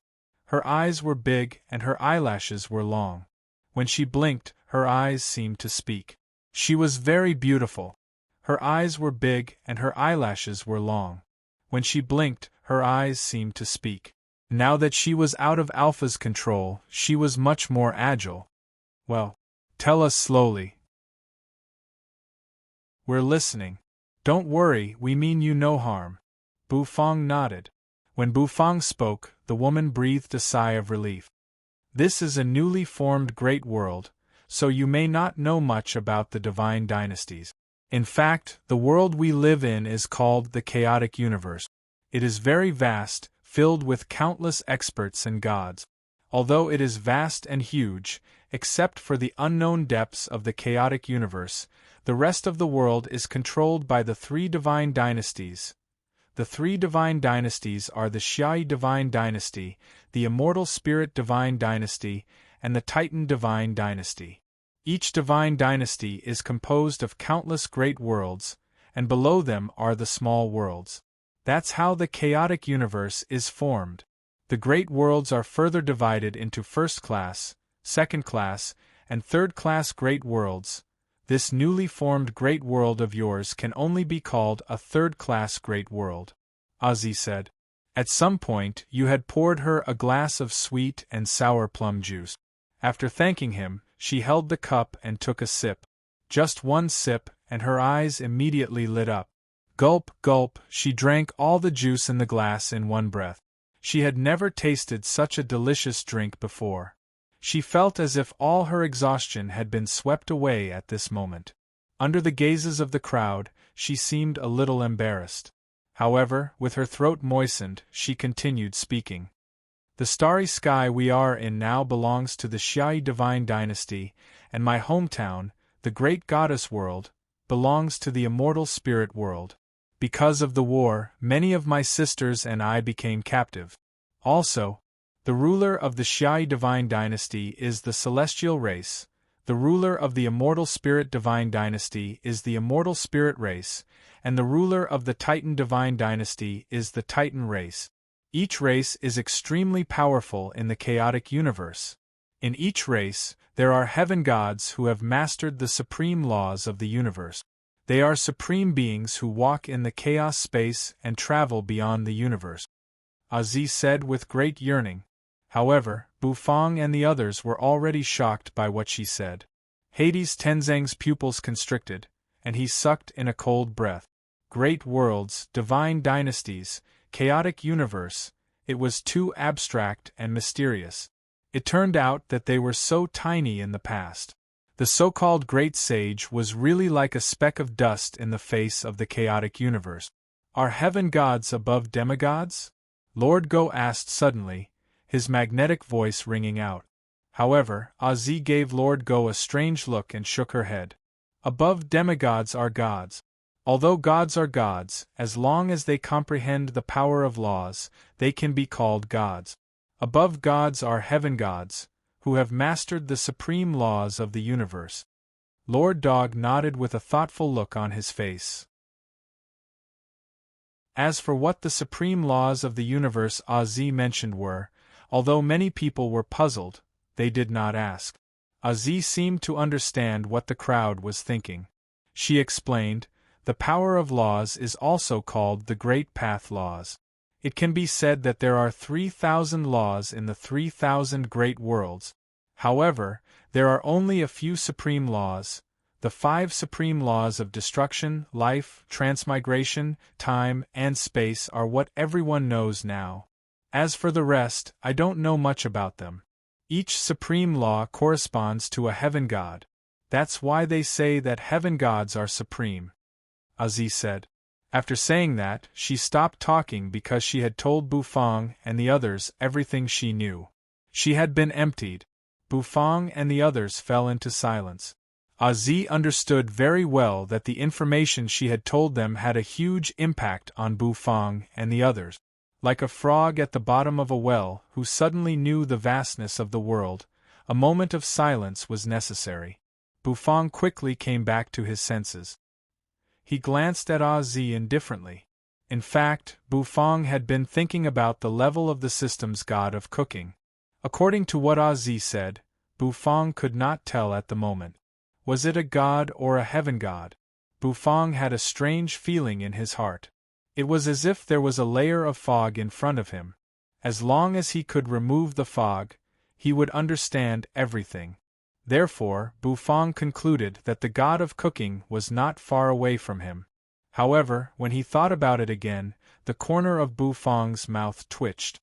He was just a 9-revolution little saint now, and there was still a long way to go before he could become a demigod. But at least Bufang was no longer confused. Bufang, whose mind was much clearer now, twitched the corner of his mouth slightly, and he seemed to be in a good mood. He glanced at the crowd and said, "I'm going to cook."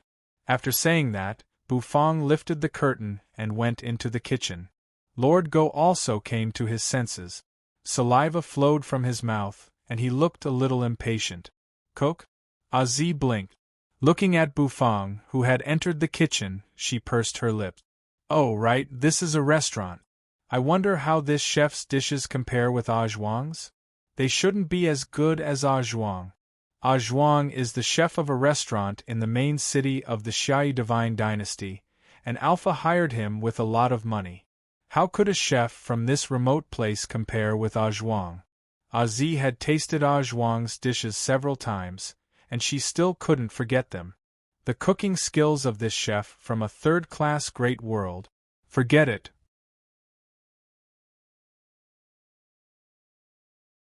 Chapter 1379. Aziz would never forget the delicious papillion steak and its soft and tender texture. It was the only sustenance of her soul when she had nothing to live for in Alpha's warship. Zhuang's papillion steak was very delicious, and his cooking was very good. He was the best chef Aziz had ever seen. He was indeed a chef from the Shui divine dynasty's capital. Without comparison, there would be no harm. Because of Ah Zhuang's experience, Ah Zi did not have any extravagant expectations for Bu Fang's chef. Ah Zhuang's papillion steak was not something ordinary people could cook. However, looking at the expectant faces of the people around her, Ah Zi felt that she'd better not speak. When in Rome, do as the Romans do. Since these people had not seen the world, she would pretend that she had not seen the world either. Hades Tenzang smiled gently at Ah Zi. Alpha's warship has been destroyed. You can't go back to the great goddess world even if you want to. Why don't you stay here? Tian Tsang said with a smile. You can taste Owner Bu's cooking and use delicious food to sweep away the haze and pain in your heart. Tian Tsang was very handsome. At least, Ah Zi was fascinated by his face. She did not know what to say, so she agreed in a daze. The little dragon did not seem to feel the malice from the Lord Go, so it entered the restaurant and licked Ah Zi's face. The crowd continued to ask Ah Zi about some information and knowledge about the great world. Bu Fang entered the kitchen. With true dragon meat, Bu Fang was naturally going to cook it. He took the piece of meat out of the bronze box and placed it on the chopping board. Bu Fang reached out his hand and pressed the meat. It was a little stiff.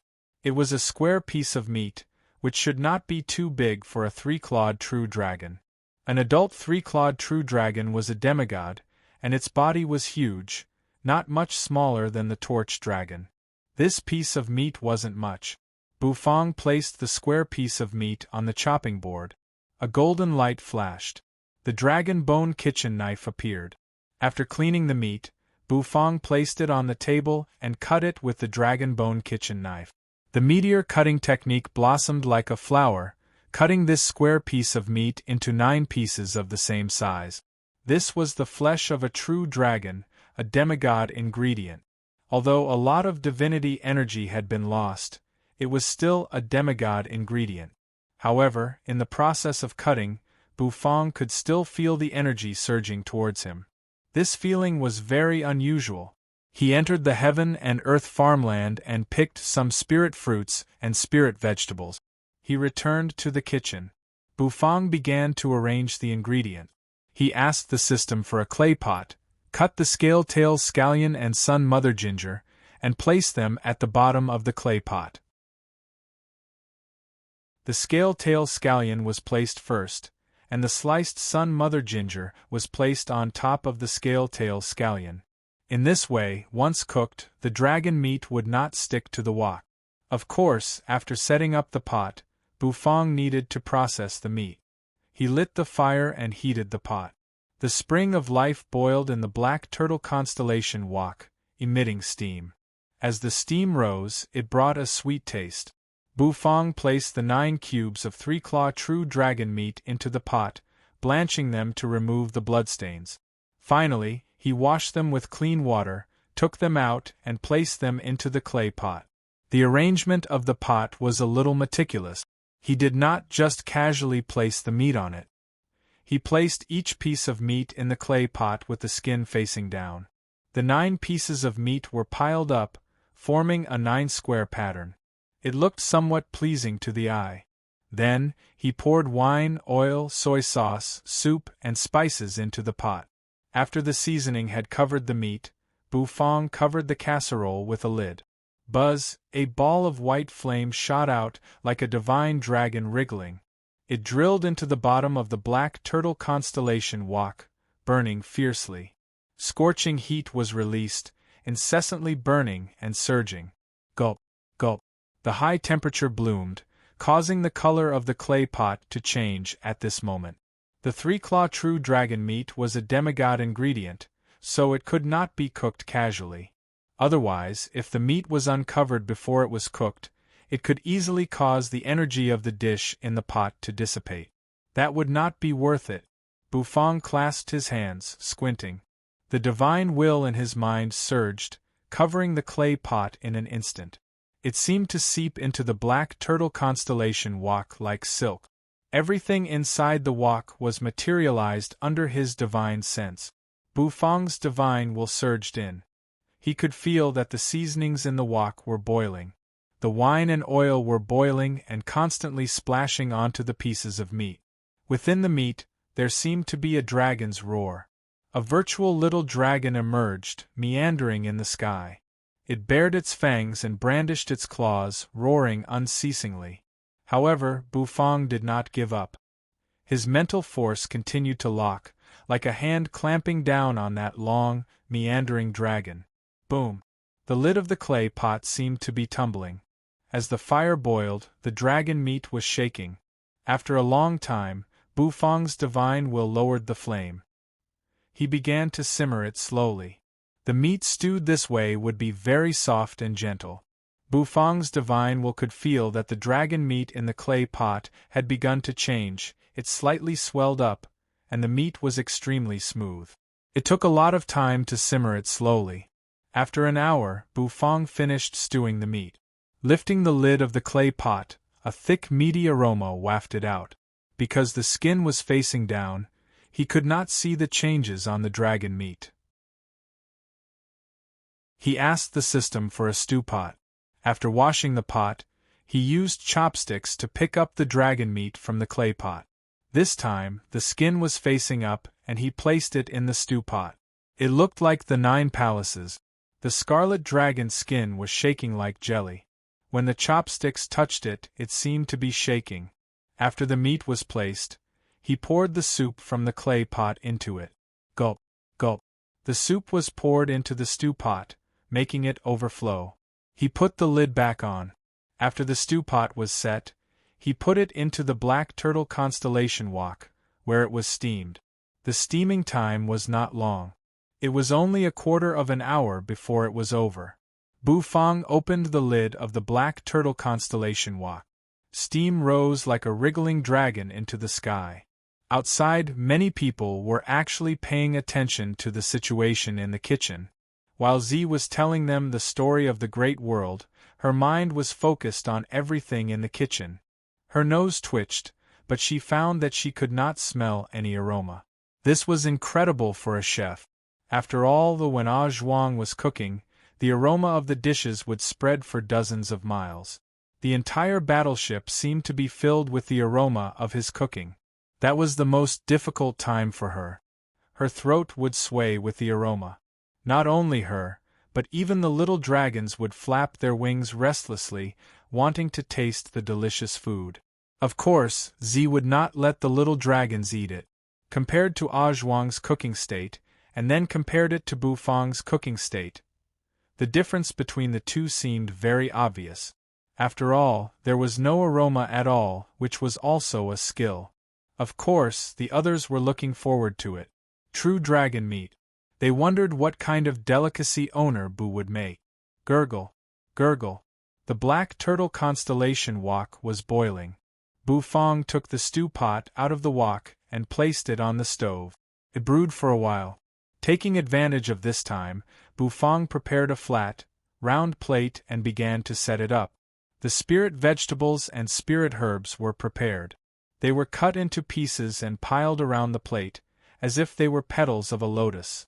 The petals seemed to be in full bloom. As for Bufang, he placed the stew pot aside. When the plates were all set up, Yi Zichen looked around. Then, he opened the lid of the stew pot. Buzz beams of 7-colored light shot out from the stew pot. It was very dazzling, and people couldn't help but be intoxicated by it. A dish that could glow. This was already Bufang's basic operation. Carefully, he took out the meat from the stew pot. The skin of the meat was like jelly, crystal clear and overflowing with colors, reflecting the color of the oil. As he moved the chopsticks, the skin and flesh on them rippled like ripples. 9 pieces of meat were taken out, placed on Yuan Xing's plate. They were placed in the middle of the lotus petals. There were 9 pieces in total, arranged in a 9-square grid. It looked like a sunflower. A rich aroma wafted out from the meat. However, this aroma was enveloped by Bufang's divine will, compressed into the bowl. Bufang looked at this plate of meat, and he couldn't help but be tempted. This was true dragon meat, which he had never tasted before. Swish, he scooped up a spoonful of sauce and poured it on the meat, making it more crystal clear and steaming. Taking a silver lid, he covered the meat on the plate, concealing it. Moreover, all the aroma was sealed inside by Bufang, so people couldn't smell anything. After doing all this, the dish was done. This dish was the famous Dongpa pork in Bufang's previous life. Of course, Bufang's technique didn't change much. The only thing he changed was the ingredient. However, using dragon meat to make Dongpa pork was also a kind of extreme enjoyment. Holding the round plate, Bufang walked out of the kitchen. When the curtain was lifted, the bell on the curtain immediately jingled. In the restaurant, all the people who were in the middle of a discussion stopped talking and turned to look at Bufang. "The dish is ready?" Everyone became spirited. Staring at the round plate in Bufang's hand, they swallowed their saliva. Bufang's dish was really exciting. Even Hades' era woke up from his daze. No one knew if it was because he smelled the aroma of the dish. Meanwhile, Lord Go, who had been lying under the path understanding tree, also perked up and stuck out his tongue. Looking at the eager looks on the faces of the people around her, Z pursed her lips. Sure enough, these people have never seen the world. Look at how excited they are with just a dish. No matter how delicious it was, could it be better than Zhuang's papillion steak? That was Zhuang's specialty, the dish that helped him gain a foothold in the Divine Dynasty's capital. However, Z understood. After all, this place was too remote. It was just a corner of the Xiai Divine Dynasty, a world that had just become a great world. It could not be more ordinary than ordinary. Owner Bu, what is the name of the dish this time? Although Hades Tenzang only had a puppet body left, his sense of taste was still there. Enjoying delicious food was also a kind of extreme happiness for him. Bufang glanced at the crowd. Finally, his eyes fell on Z. From Z, Bufang could feel a kind of disdain. It was not deliberate disdain, but an inadvertent disdain for his dish. This made Bufang perk up. Bufang was very familiar with this kind of disdain, which could only be shown by people who had eaten even worse dishes. Perhaps in Z's eyes, my cooking skills are not commendable? The corner of Bufang's mouth twitched. Z was inexperienced, so Bufang did not blame her. However, this dish could definitely conquer everyone. Bufang glanced at the crowd, and the corners of his mouth curved upward slightly.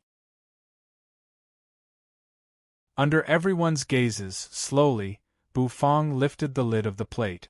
Sizzle, hot air surged, and within the hot air, there was a rich meaty aroma. Z stared at it, and the moment the aroma spread out, she froze. A bright light rose from the plate and soared into the sky. She was impressed. Dongpa true dragon meat done. Bufang lifted the lid, and the meaty aroma soared into the sky.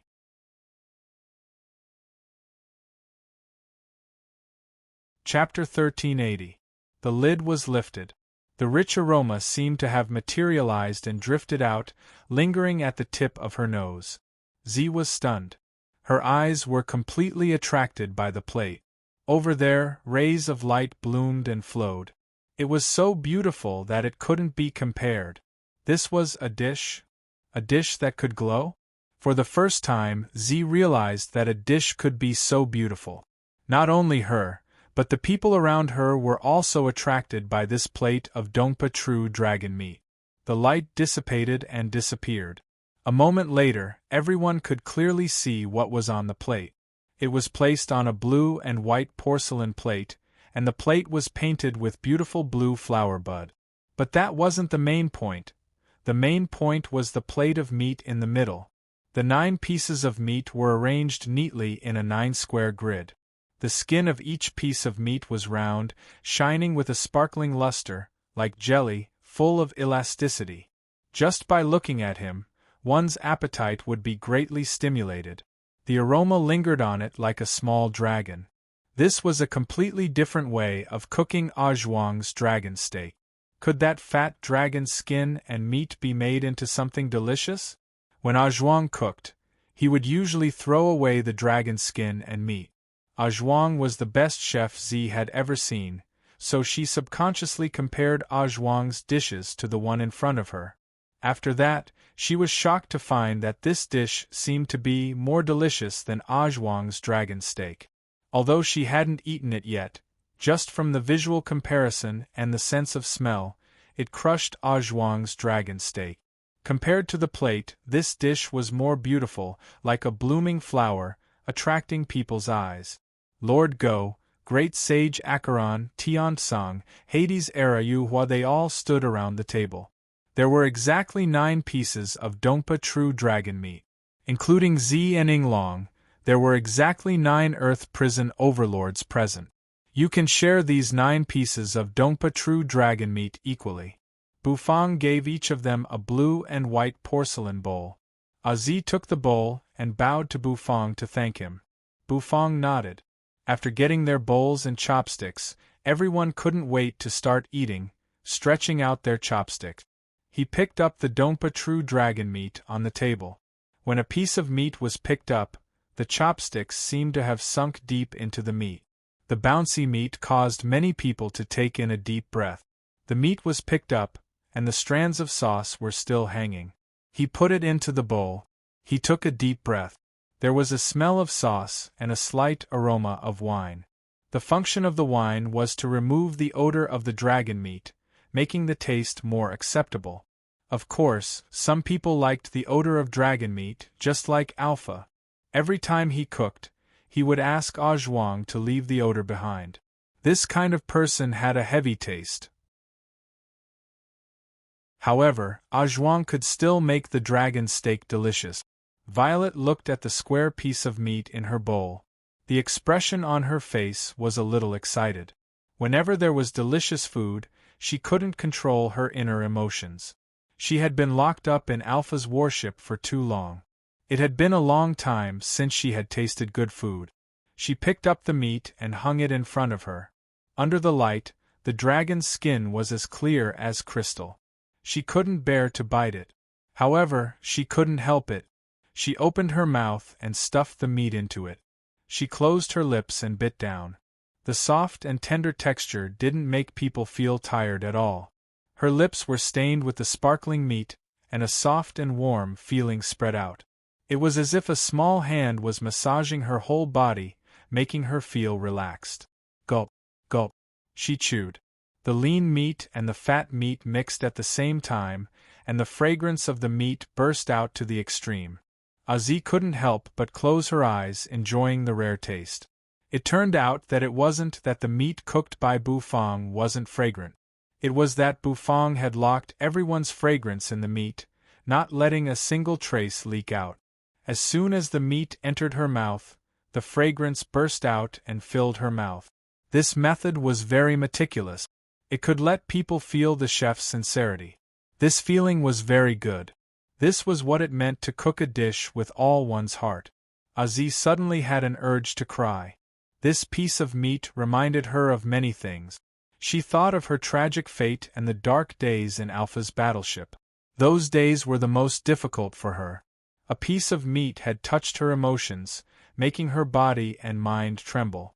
It wasn't just him. The others also fell silent after eating the meat. The true dragon meat tasted extremely good. After all, it was a demigod ingredient, and its deliciousness was beyond doubt. However, to be able to show the deliciousness of the meat to the fullest without any flaws, it required the chef's skills and skills. This dish retained the dragon's skin and flesh. Everyone knew that the dragon's skin and flesh were greasy. However, the skin and flesh of this dish were fat but not greasy, and it didn't make people feel disgusted at all. You ate quickly. She chewed and swallowed all the meat in a few mouthfuls. Little Hu, who was lying in her arms, became anxious. Hua and the others also put the meat into their mouths, neither too fast nor too slow. However, compared to Zi's table manners, they seemed to be more ferocious. Except for Bufang. Bufang's table manners were elegant because he wasn't in a hurry. Enjoying food was a process, and this process was also a form of enjoyment. Good. Delicious, Azi was convinced.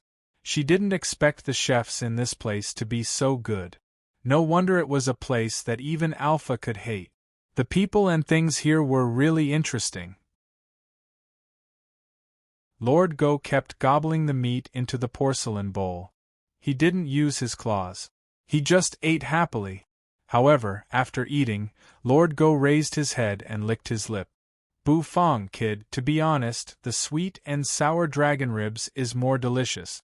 Make sweet and sour ribs for Lord Go tomorrow. Lord Go loved sweet and sour ribs, and it was well known. Bu Fong didn't say anything. However, this Dongpa true dragon meat was definitely not less delicious than sweet and sour dragon ribs. Compared to sweet and sour ribs, this dish was much more complicated. Era and the others couldn't stop praising it. Bu Fong's dishes had never disappointed them. Sure enough, it was the right choice to leave the ingredients to owner Bu. They didn't know how to cook the ingredients even if they kept them. Instead, it would be a waste of precious ingredient. After a full meal, Bu Fong cleared the table, turned around, and entered the kitchen. Xiao Bai was still standing at the entrance of the kitchen, in a dormant state. He had eaten Di Ting's god's heart. At this moment, he was in a dormant state, and no one knew when he would wake up. However, Bu Fong wasn't worried at all. Nowadays, no one dared to provoke Acheron's restaurant. With Tian Song and Hua, the restaurant's defense was impregnable. Moreover, Hua had perfectly inherited Xiao Bai's stripping posture. She didn't hesitate to strip the troublemakers. They ate and drank to their heart's content. After getting enough information from Z, Hades Tenzang took Z and Xiaolong to a nearby inn and checked into a room. Z had just arrived, so she naturally didn't have any nether crystals. So, Hades Tenzang paid for her for free. Era sneered because he was the one who paid for it. In the great netherworld, in Nether Prison in Di Ting's territory, black smoke was spreading. Nether Puppeteer Patriarch stood below. Black smoke swirled around him. Di Ting slowly descended, holding a glittering crystal in his hand. This is the warship's heart found in Alpha's warship. It's one grade lower than the god's heart, but your previous god's heart was only a fragment. After fusing with this source stone, it should be almost the same as before. At least, your strength will recover. Di Ting's gentle voice rang out. Immediately, a blue source stone flew toward Nether Puppeteer Patriarch, who was sitting cross-legged below. Nether Puppeteer Patriarch's long eyelashes fluttered, and he opened his eyes. Then, he took the source stone from Di Ting. Nether Puppeteer Patriarch's eyes flickered, but he didn't say anything. Then, he stuffed the source stone into his chest. Soon, thousands of streams of light burst out of the Di Ting's territory. It was as if a mighty existence was about to wake up. At the entrance of the territory, the Harken took a few steps forward and stood there. Looking at the boundless land of Nether Prison, he let out a long sigh. Alpha is dead. The border ambassador sent by the Divine Dynasty should know about this. But even if he knows, he probably won't do anything. After all, the great netherworld is now recognized by the laws of the universe. Alpha deserved to die. But it's good that he died. He has provided the great netherworld with a lot of resources. Di Ting stood at the entrance. The black smoke kept spreading. His eyes were deep. The great netherworld is something I've worked hard to form. Now that the Divine Dynasty's border ambassador is here, I'm going to take over it. I'm a little unwilling, Di Ting said with a sigh. Earth Prison. It was late at night. Acheron City was still brightly lit. Azi took the little dragon for a walk in Acheron City. Tian Song was their tour guide for free, telling them what was delicious and what was not. The bright moon hung high in the sky. The bustling Acheron City was still full of life. In Acheron's little restaurant, everyone had gone to sleep. The light in the kitchen was still on. Bu Fong stood in the kitchen, lost in thought. He seemed to be waiting for something. His divine will was already very strong, and he had a hunch about some things. Standing in the kitchen, he seemed to have a premonition that something was about to happen, and it was related to him. Bufang ruled out many other things, and finally, he was sure that he was about to make a breakthrough. That feeling grew stronger and stronger. After 9 years, his turnover was almost at the level of a breakthrough. Bufang waited quietly. He held the dragon bone kitchen knife in his hand, twirling it in his hand. Suddenly, the kitchen knife froze in Bufang's hand. Bufang's eyes focused, and his mind flickered. The system's serious voice resounded in his mind. Congratulations to the host for completing the stipulated turnover task. You are now qualified to take the advancement test of a new dish from the God of Cooking's menu. Do you accept the test of a dish from the God of Cooking's menu? The words in his head made Bufang's pupils constrict. The dragon bone kitchen knife turned into a puff of smoke and disappeared from his hand. His eyes narrowed and he furrowed his brows. Advancement test? Although he had completed the business task, his advancement test had not been carried out. The advancement test this time actually led to a dish from the God of Cooking's menu. There was no doubt that this test was not simple. The system had once said, for the current Bufang, every dish in the God of Cooking's menu was very difficult. If he was not careful, he would be in danger of dying. He did not expect that the advancement test, which he had been looking forward to for so long, would be in front of him. This was not good news for Bufang. However, once he passed the test, the increase he would get would be huge. Bufang's cultivation base was at the 9 Revolution Little Saint, and the advancement test this time would, without a doubt, help him advance from the 9 Revolution Little Saint realm to the Great Sage realm. Once he reached the Great Sage realm and obtained the reward of the turnover task, his cultivation base might soar again. Moreover, he could get a fragment of the God of Cooking set. The turnover task would definitely have a fragment of the God of Cooking set as a reward. If the advancement test also had a fragment of the God of Cooking set as a reward, he might be able to collect all the fragments at once and obtain the qualification to exchange for it. Bufang was looking forward to the last piece of the God of Cooking set very much. Thus, he naturally couldn't avoid the test this time. Bufang's face became extremely serious in an instant. He answered solemnly in his heart, "System, I accept the test."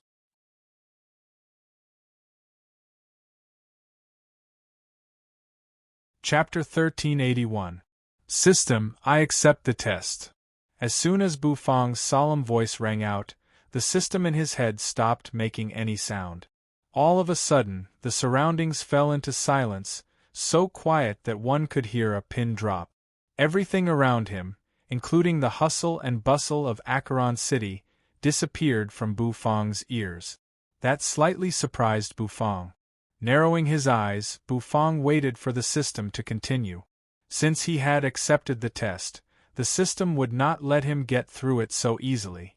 A dish in the God of Cooking's menu, the 3-cup divine chicken, almost made him make a mistake.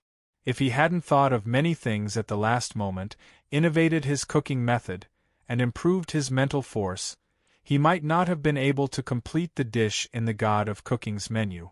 If that were the case, Bufang would have been long gone. Therefore, he still had to feel the necessary tension. Bufang took a deep breath and tensed up his mental force. Buzz, sure enough, as Bufang relaxed, the God of Cooking's menu hovering over his spirit sea suddenly changed. The entire spirit sea seemed to be emitting a rumbling sound, and the roar resounded. The menu flipped and the spirit sea rumbled. The divine will phantom spirit couldn't help but open its eyes, and the fluctuation of its divine will spread. The artifact spirits watched in horror. Sure enough, little host encountered another ordeal. Every time he cooked a dish in the God of Cooking's menu, it was actually a trial for his spirit and body. The further he went, the more likely he would make a mistake. Hopefully, little host could get through this test safely. Little host's dish in the last test was chicken. So this time, the golden divine dragon looked at the flipped golden menu and said, "This time it should be fish. There are many ways to cook fish. I wonder what kind of fish the God of Cooking's menu will cook, and it must be very difficult. Vermilion Bird said. After that, they didn't say anything, mainly because they didn't know what to say. Buzz, the golden light of the god of cooking's menu, enveloped Bu Fang's divine will, making Bu Fang's divine will as bright as gold. In the kitchen, Bu Fang's body was also blooming with light. In the next moment, the system's solemn voice resounded. The host has accepted the test. The test will now begin. Determining the dish from the god of cooking's menu. Type of dish: fish. Buzz, the system's serious voice disappeared, and a lot of information poured into Bu Fang's mind, which was all about the god of cooking's menu. It was about the cooking method of a dish. This method was recorded in great detail. Bu Fang began to read carefully. 3 flour sweet and sour fish. Bu Fang fell silent. The sweet and sour fish was a dish that required a lot of skill, and Bu Fang knew that. That was why he felt pressured. As for the recipe, Bu Fang studied it carefully, not daring to make any mistakes. If he failed to cook it, he might be erased. Of course, Bu Fang didn't want to be erased, so he had to work hard to finish this dish. It took Bu Fang a lot of time to study the recipe. He stood motionless in the kitchen. Time passed quickly. On the horizon, the sun rose, revealing its pink face. As the sun shone on the earth, the quiet Acheron city became lively again. Countless people started a new day of work. In front of Acheron city, in front of Acheron's little restaurant, many people yawned as they lined up in front of the restaurant, hoping to have a hot steamed bun ignored by the god of cooking. However, this time they were destined to return disappointed. After waiting for a long time, it was late in the morning. The restaurant's door was still tightly shut. Hades Tenzang had returned. Looking at the closed door, he was a little puzzled. Inside the restaurant, Yu was sitting on a chair with little Hu in her arms. Hua was sprawled on the dining table in an enchanting manner. The atmosphere in the restaurant was somewhat stagnant. This kind of atmosphere was very different. It made them all serious, not daring to make any movements. In the kitchen, other kinds of auras kept spreading out. Even Lord Go couldn't help but raise his head, looking curiously. What was going on? Lord Go, Hua Yu, and the others were all very curious. They had a feeling of palpitation, which was hard to describe. In the kitchen, Bu Fang finally opened his eyes, and a golden light flashed in his eyes before disappearing. He had finally finished studying the recipe carefully, not daring to make any mistake. In his heart, he had already carefully considered every step of the recipe. He wanted to ensure that he could cook this dish perfectly. The 3-flowered sweet and sour fish was actually a famous dish. In his previous life, he had heard of it many times. Bu Fang had also cooked it before. However, the god of cooking's menu was naturally a little different. In the kitchen, on the stove, the ingredients were all prepared. Just like the 3-cup chicken, they were all very ordinary ingredient. They weren't demigod ingredients or great sage ingredient. It was just an ordinary fat grass carp. Grass carp. Bu Fang looked at it with nostalgia. It had been a long time since he had seen such a familiar fish. It didn't have any spiritual energy. It was just an ordinary fish. However, the ingredients didn't have spiritual energy, but the dishes cooked by Bu Fang had to have spiritual energy. This was the characteristic of the god of cooking's menu. Fish, sugar, vinegar, starch, these were all the ingredients for this dish, the 3-flowered sweet and sour fish. Where did the flowers come from? How could they become flowers with only fish? Bu Fang narrowed his eyes. His hand moved, and the dragon bone kitchen knife fell into his hand. Buzz, the artifact spirits poured into the dragon bone kitchen knife, and at this moment the knife seemed to move. Obviously, the artifact spirits didn't dare to be careless in this test. In fact, this test was beyond Bu Fang's scope. However, he had no choice. Bu Fang didn't get the 3 divine power liquid drops for nothing. This time, Bu Fang didn't even swing the knife. He grabbed the grass carp, which was still alive. Its mouth opened and closed as if it was breathing. Then, he scraped the scales, removed the chest, and removed the gills. Everything was going on in an orderly manner. Bufang rolled up his sleeves. His hands and heart didn't tremble. Buzz, as Bufang began the test of the god of cooking's menu, a unique aura seemed to spread out. At this moment, the entire Acheron city fell into silence. Everyone could feel the difference in the little restaurant. It was solemn and cold. Even the great sage didn't dare to make any noise. Tian Tsang and Hades Era stood outside the door, looking at the restaurant with a serious look in their eyes. In the Heaven Chief Realm Lord Dit tore the void and came over. Hovering in the sky above Earth Prison, he looked at Acheron's little restaurant from a distance. In his eyes, Acheron's little restaurant seemed to be bursting with countless rays of light at this moment. In the kitchen, at this moment, Bufang was concentrating on cooking. His whole mind was focused on this dish. The key to the squirrel fish was the processing of the fish. The grass carp was placed on the chopping board. After it was processed, he washed the bloodstains with clean water. Then, he began to process it. He cut off the fish head, cut it from the bone, and cut it in half. However, the skin and the tail were still attached. With a bend of the knife, he easily dug out the entire fish bone. After removing the fish bones, all the fish bones were taken out without leaving a single one behind. After removing the bones, the next step was the most important part. That was to cut the fish. The knife was used to cut wheat on the fish. It was a kind of knife skill. When the fish was cut with this knife skill, after heating, it would curl up and become as beautiful as wheat flowers.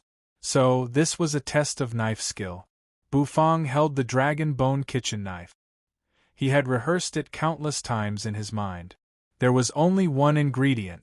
Once he made a mistake, it would mean that the cooking failed. It wasn't that this knife skill was difficult, but the requirement of the god of cooking's menu was too strict. Even the gap between the two blades had strict rules. There could not be any deviation, not even a millimeter was allowed. That was why Bufang had to maintain a high concentration of his divine will. Otherwise, once he lost concentration, all his previous efforts would be in vain. Bufang placed the fish on the chopping board. His divine will surged, wrapping the fish. He needed to pay attention to the gap between the fish after the knife was cut. He pressed down on the fish, held the kitchen knife, and inserted the knife into the fish at an angle of 45 degrees, making a neat cut. He made a total of 18 cuts, and the gap between each cut was 0.2 centimeters. This could be considered very precise. The angle between the knife and the fish was also 45 degrees. Moreover, the knife had to reach 2/3 of the fish, no more, no less. The most important thing was not to cut the fish. Because of the different parts of the fish, the thickness of the fish was also different. However, no matter how thick it was, he had to ensure that the knife could reach 2/3 of the fish. After that, he straightened the fish and cut it vertically downward. This time, the gap between the cuts was also 0.2 centimeters. The gap was very small, so the chef had to be very precise about the distance. If there was a gap of more than 0.2 or less than 0.2, it would mean that the cooking had failed. That was why Bufang's divine will had almost condensed into a solid substance. His yin and yang tai chi spirit C revolved at a high speed, and his divine will was like a hazy fog around him. Bufang's eyes were fixed on it, and beads of sweat appeared on his forehead. One cut, after each cut the knife couldn't shake. He had to hold the knife steadily. Moreover, he had to be sure of the distance between the cuts. After finishing one side, he moved on to the other. On the other side, he used the same wheat spike knife. When the last cut was made, Bufang pulled out the dragon bone kitchen knife. He took several steps back, exhaling deeply. He looked at the layers of knife lines on the fish, and the gap between each cut was exactly the same. The corners of Bufang's mouth rose. It was just the knife skill, but it had consumed a lot of his divine will. Soon, Bufang became serious again. He washed the fish, controlled the water, and sprinkled the dry starch on it, making the starch wrap the fish. On the other side, Bufang began to heat the oil in the wok. This oil was also the best. The oil was golden yellow, and as the temperature rose, it began to boil. It was foaming at the mouth. Bufang put the fish, which had been smeared with starch, into the wok. Instantly, a sizzling sound arose. As the fish entered the wok and was heated, it began to change. Because the gap between the fish was the same, as it expanded, the fish was pushed apart and rolled up. The gap between the pieces was surprisingly the same. The color of the fish wrapped in starch began to change, gradually turning golden. This frying process was relatively easy. However, Bufang still had to use his divine will to ensure that the fish was cooked in the wok. If it was overcooked or undercooked, it would affect the taste. Finally, the fish was fried. It got out of the wok with its tail between its legs. The sizzling sound of the oil splashing echoed unceasingly. He took a white plate and placed it on the fish. Bufang placed the fried fish on the plate. His divine sense surged and began to condense into golden flowers. The golden flowers were placed around the plate, forming a flower bud. Bufang's eyes focused. The consumption of his divine will was huge. But the next cooking was the most important because it was time to cook the sauce, and the sauce was the essence of this dish, the key factor that affected the taste. The so-called 3 flowers were the 3 flowers condensed by his divine will. He placed them on the plate. When the sauce was watered, the divine will flowers bloomed, and the sweet and sour fish was done. If the flowers didn't bloom, it meant that the sauce was not up to standard. This dish failed to cook. Bufang's eyes were solemn. He lit the fire, heated the wok, and a violent flame shot up into the sky.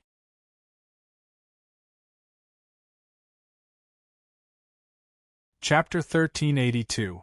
The cooking of the sauce was crucial, because it was the main factor that determined the taste of the sweet and sour fish. Bufang poured the tomato sauce into the black turtle constellation wok. The blood-red ketchup looked exceptionally beautiful, as if it was really a blooming flower. Holding the wok handle in one hand, Bufang used the other hand to flip the wok, stir-frying the tomato sauce until it was fragrant. The rich aroma filled the air, lingering in Bufang's nose. Cool water was poured into the wok to melt the sauce. He sprinkled in seasonings and spices, making the aroma burst out. As soon as it went into his nostrils, it seemed to be refreshing. Bufang shook the wok and stir-fried it. He added the wet starch and began to thicken it. This process was very important. The sauce shouldn't be too thick. Otherwise, it would affect the taste. It couldn't be too thin, either, or it would affect the taste.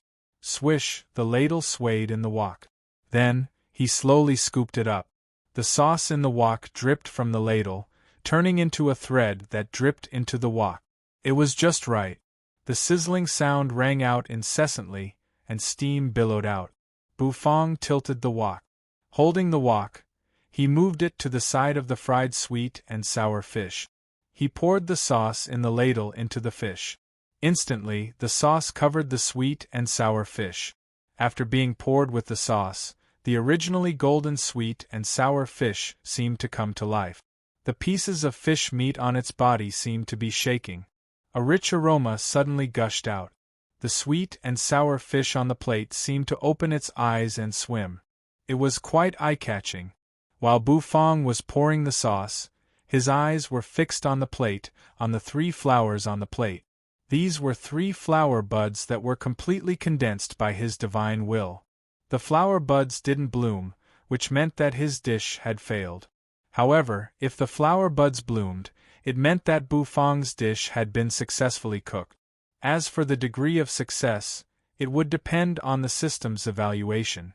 In fact, for this sweet and sour fish, Bufang had pushed his divine will to the extreme, and there was no mistake. The only possibility was the taste of the dish. Walala, the sauce slowly flowed over the fish. Crystal clear, it was incomparably beautiful. As the juice flowed, it gradually came into contact with the 3 spiritual will flower bud. Buzz, an invisible wave spread out. The first divine will flower quietly bloomed. Bits of essence dispersed, seemingly boosting Bu Fang's mental force by a lot. When the juice touched the second spiritual will flower, the spiritual will flower's body trembled. The divine will flower trembled, then a majestic life force poured into it. The spiritual will flower slowly bloomed, its petals trembling unceasingly. Her beauty was unparalleled. Even Bu Fang sucked in a deep breath. The tri-flowered sweet and sour fish indicated that apart from the sweet and sour fish, the composition of the 3 flowers was also very important. The third flower was also the most important one. Beads of sweat slowly rolled down Bu Fang's forehead because he had consumed too much of his spiritual force. Looking carefully, the whole squirrel fish seemed to have come to life. It really turned into a spiritual creature and roamed in the void. Rich energy was boiling. Buzz, the third flower bud, it shook violently. Bu Fang's eyes shrank. Because this flower bud didn't bloom. It didn't bloom? Bu Fang felt as if he had been struck by lightning. Did he fail? That's impossible. Every step he took was done precisely. The juice flowed, covering the third flower bud. Bu Fang swallowed, staring at it. At this moment, it was as if a gloomy darkness had shrouded Bu Fang, making Bu Fang feel extremely cold. As time went by, Bu Fang's spiritual force exploded to the extreme. In his mind, dragons and tigers roared, turtles and birds cried. The Tool spirits had displayed their ultimate skills. Swish, when his spiritual force was almost dried up, it was as if spring had returned to the earth, and all things had come back to life. The last divine will flower seemed to have been stained by the night juice. It slowly changed color, and the tightly closed flower bud trembled. Without a sound, it suddenly bloomed. It kept drifting to both sides. Soon, the flower bud, which looked like it was being held tightly, bloomed. The exquisite leaf was too beautiful to behold. The 3 divine will flowers competed with each other, enchanting the eyes. At the last moment, Bu Fang exhaled a long breath. His body and mind seemed to be a little weak. This was the most dangerous time since he started his career. Bu Fang thought he was going to fail. He almost gave up. Fortunately, he persevered. After all, failure meant death, obliteration. No one could afford such a price, not even Bu Fang. Taking 2 steps back, Bu Fang leaned against the cupboard, gasping for breath. At this moment, he finally had time to raise his hand and wipe the sweat on his forehead with his sleeve. In the distance, the squirrel fish lay quietly in the bowl. The red juice was flowing, making the agate-like juice look as beautiful as a gem. This time, the test of the god of cooking's menu was too tough. Bu Fang almost failed. From the beginning, his mind was in a state of tension, and it had been tense all the way until now. To finish a dish, the pressure needed to do this was very great. It also had a very strict requirement for the divine will. He gently exhaled. Rumble outside the restaurant in the sky, a series of rumbling sounds resounded. Bu Fang was a little surprised. This feeling was like a lightning punishment, and it was not an ordinary lightning punishment. Bu Fang's eyes slightly froze. He didn't walk out of the kitchen with the dish. Instead, he walked out, wearing a chef robe, his hands clasped behind his back. In the restaurant, Yu, Little Hu, and the others looked at Bu Fang, puzzled. For this dish, Bu Fang had waited from dawn to dusk. The people who were queuing up outside had all dispersed. Some curious people were still waiting in line. They were still looking forward to Bu Fang's restaurant. Clang! The people in the restaurant made a noise. The group of people waiting in line woke up instantly. Each of them stood up from the ground and looked at Bu Fang in surprise. Owner Bu! Good evening, Owner Bu! Owner Bu, are you out for a ride? These experts greeted Bu Fang with a smile. If it were in the past, he would have nodded and said hello to them, but he was not. But at this moment, in Bu Fang's eyes, there was only the lightning punishment left. That was not an ordinary lightning punishment. It was the real Heavenly Palace's lightning punishment. Tian Tsang, Era Yu, Lord Go, and the others were all watching. Lord Go lay under the path understanding tree, narrowing his eyes. This lightning punishment was Bu Fang's tribulation. No one could help him, not even Xiao Bai. That was because the lightning punishment this time was not just for the dish, but also for Bu Fang. The people around stopped talking. They seemed to understand the seriousness of the matter. They looked at Bu Fang, who took a step forward and rose into the sky. The vermilion robe on his body had completely turned scarlet red. His flaming wings spread, and the bird's cry was deafening. Rumble! In the sky the Thunder Palace appeared. It was a palace in the sea of lightning between heaven and earth. What was that? Many people were shocked. They had never seen such a scene before. Azi hugged her dragon, dumbstruck. This lightning punishment was not ordinary. It was not only the lightning punishment of the little saint's tribulation to become the great sage. It was so powerful that it was beyond people's imagination. It was somewhat as terrifying as the lightning punishment of a demigod becoming a god. Rumble! In the Thunder Palace, a silver thunder dragon was rolling. The thunder dragon was very vivid and lifelike. Its scales were very obvious and there were patterns on them. It also had dragon claws, each of which was extremely sharp. It was like the real existence of the thunder dragon had arrived. There was a loud bang. The thunder dragon descended from the sky, emitting a wild and tyrannical aura. Bu Fang raised his hand. His bandage fell off as he punched at the thunder dragon.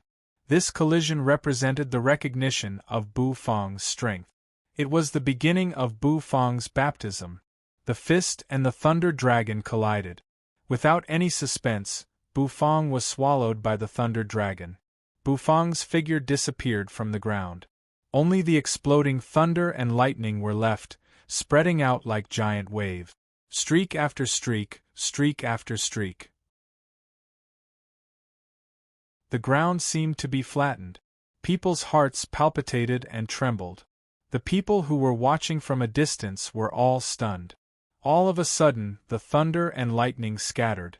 Amidst the thousands of lightning bolts, Bu Fang clasped his hands, slowly stepping into the sky.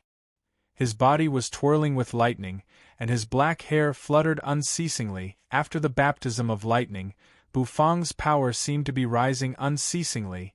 As he rose into the air, step by step, he stepped into the air. His aura also underwent a shocking change. From the 9th revolution Little Saint to the 1st revolution Great Sage. Then, the Great Sage went through the 1st round, the 2nd round, the 3rd round, the 4th round. The increase in his cultivation was like climbing a stairway to heaven. With every step he took, Bu Fang's cultivation would break through by 1 revolution. Once he reached the top, there was no doubt that Bu Fang's cultivation would reach the terrifying 9th revolution Great Sage, or even the consummate Great Sage. What was going on? In the blink of an eye, the 9 revolution Little Saint broke through to the 9 revolution Great Sage. Was there really such an incredible tribulation in the world? However, the lightning punishment still hadn't disappeared. Every single bolt struck Bu Fang's body. After the thunderbolts dissipated, bits of energy entered Bu Fang's body, urging his physical strength to increase continuously. His black hair was like a whip lashing in the air. His eyes were like torches, and his aura was like a rainbow. As he stepped forward, finally, Bu Fang's aura reached the 9th revolution Great Sage. He stepped on the Thunder Palace, but the Thunder Palace was invisible. However, it only had the appearance and no power. Otherwise, when the Sea of Lightning exploded, it was enough to destroy the entire Acheron city. Bu Fang opened his eyes. His dried-up divine will began to recover. At this moment, it was like a clear spring had been poured into his spirit sea. His dried-up divine will began to become smooth. As if it had broken the shackles, Bu Fang's divine will rose again. As his aura spread out, Bu Fang felt his body brimming with power. At this moment, many questions in his mind that he didn't understand were solved. The will of the Great Path could no longer stop Bufang. Bufang's clothes fluttered as he looked at the sky. There seemed to be invisible laws surging. And he, Bufang, had finally begun to touch the laws. Boom! He fell from the sky. Bufang smashed into the ground, causing it to sink and crack. The lightning punishment in the sky dispersed. Bufang exhaled softly. At this moment, he gave people an unparalleled pressure. The great sage of the great sage realm today, Bufang finally stood at the peak of this world. He waved his hand. In the kitchen, a stream of light suddenly shot out. A rich aroma spread from the kitchen, lingering in the air. Bufang raised his hand. The 3 flowers sweet and sour fish floated in Bufang's hand. This dish had almost caused Bufang to fail and be killed. However, now that it was done, Bufang felt a little emotional. The dishes in the God of Cooking's menu could only be tasted by one person. Just like the 3-cup chicken, only you could taste it. Bufang held the dish in his hand. His eyes swept across the faces of you, Little Hu, Tian Sang, and the others. You had tasted the 3-cup chicken, so you were excluded. Finally, his eyes fell on the Lord Go. Perhaps only the Lord Go could taste this dish. Only the Lord Go could bear the energy contained in the 3 flowers sweet and sour fish.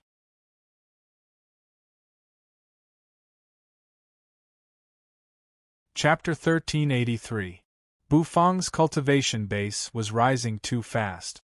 It was as if he was climbing the ladder to heaven, which shocked everyone. 1 step for 1 revolution, and 9 steps for 9 revolutions. From the 9 revolution little saint, he had broken through to the great sage in just a few breaths, and his cultivation base had soared all the way to the great sage. This was not a temporary breakthrough caused by eating the fortune flatbread, but a real breakthrough. Bathed in the lightning punishment, Bufang made everyone feel something different. They could feel the power emanating from Bufang's body. It was a different kind of great sage power. Hades Tenzang, Acheron, great sage, and the others squinted at Bufang in the sky. They could feel the vigorous energy in Bufang's body, which was different from that of an ordinary great sage. The lightning punishment Bufang was bathing in was too strong, which made Bufang's body stronger. It was enough to surpass his peers and surpass the tyrant body. His body was like a great bell, and his blood and energy were like waves, crashing and surging violently and deafeningly. Bufang waved his hand. A stream of light shot out of it.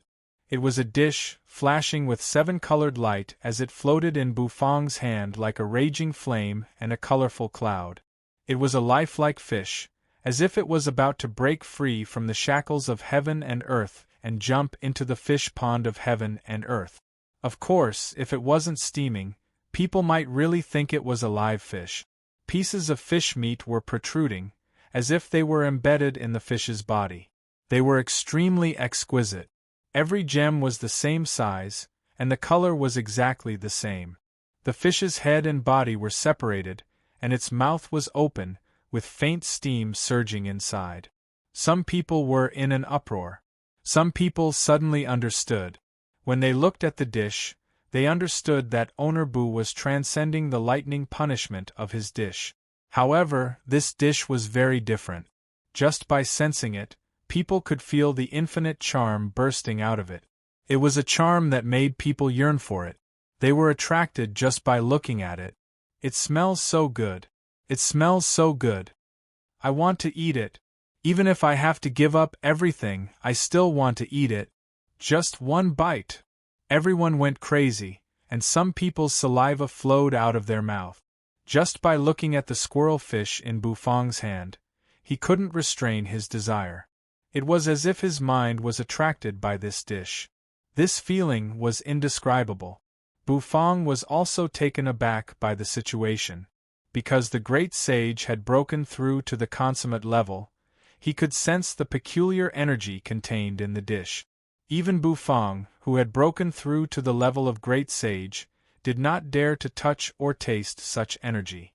Perhaps only the Lord Go would be able to taste it. When Bufang looked at the squirrel fish in the bowl,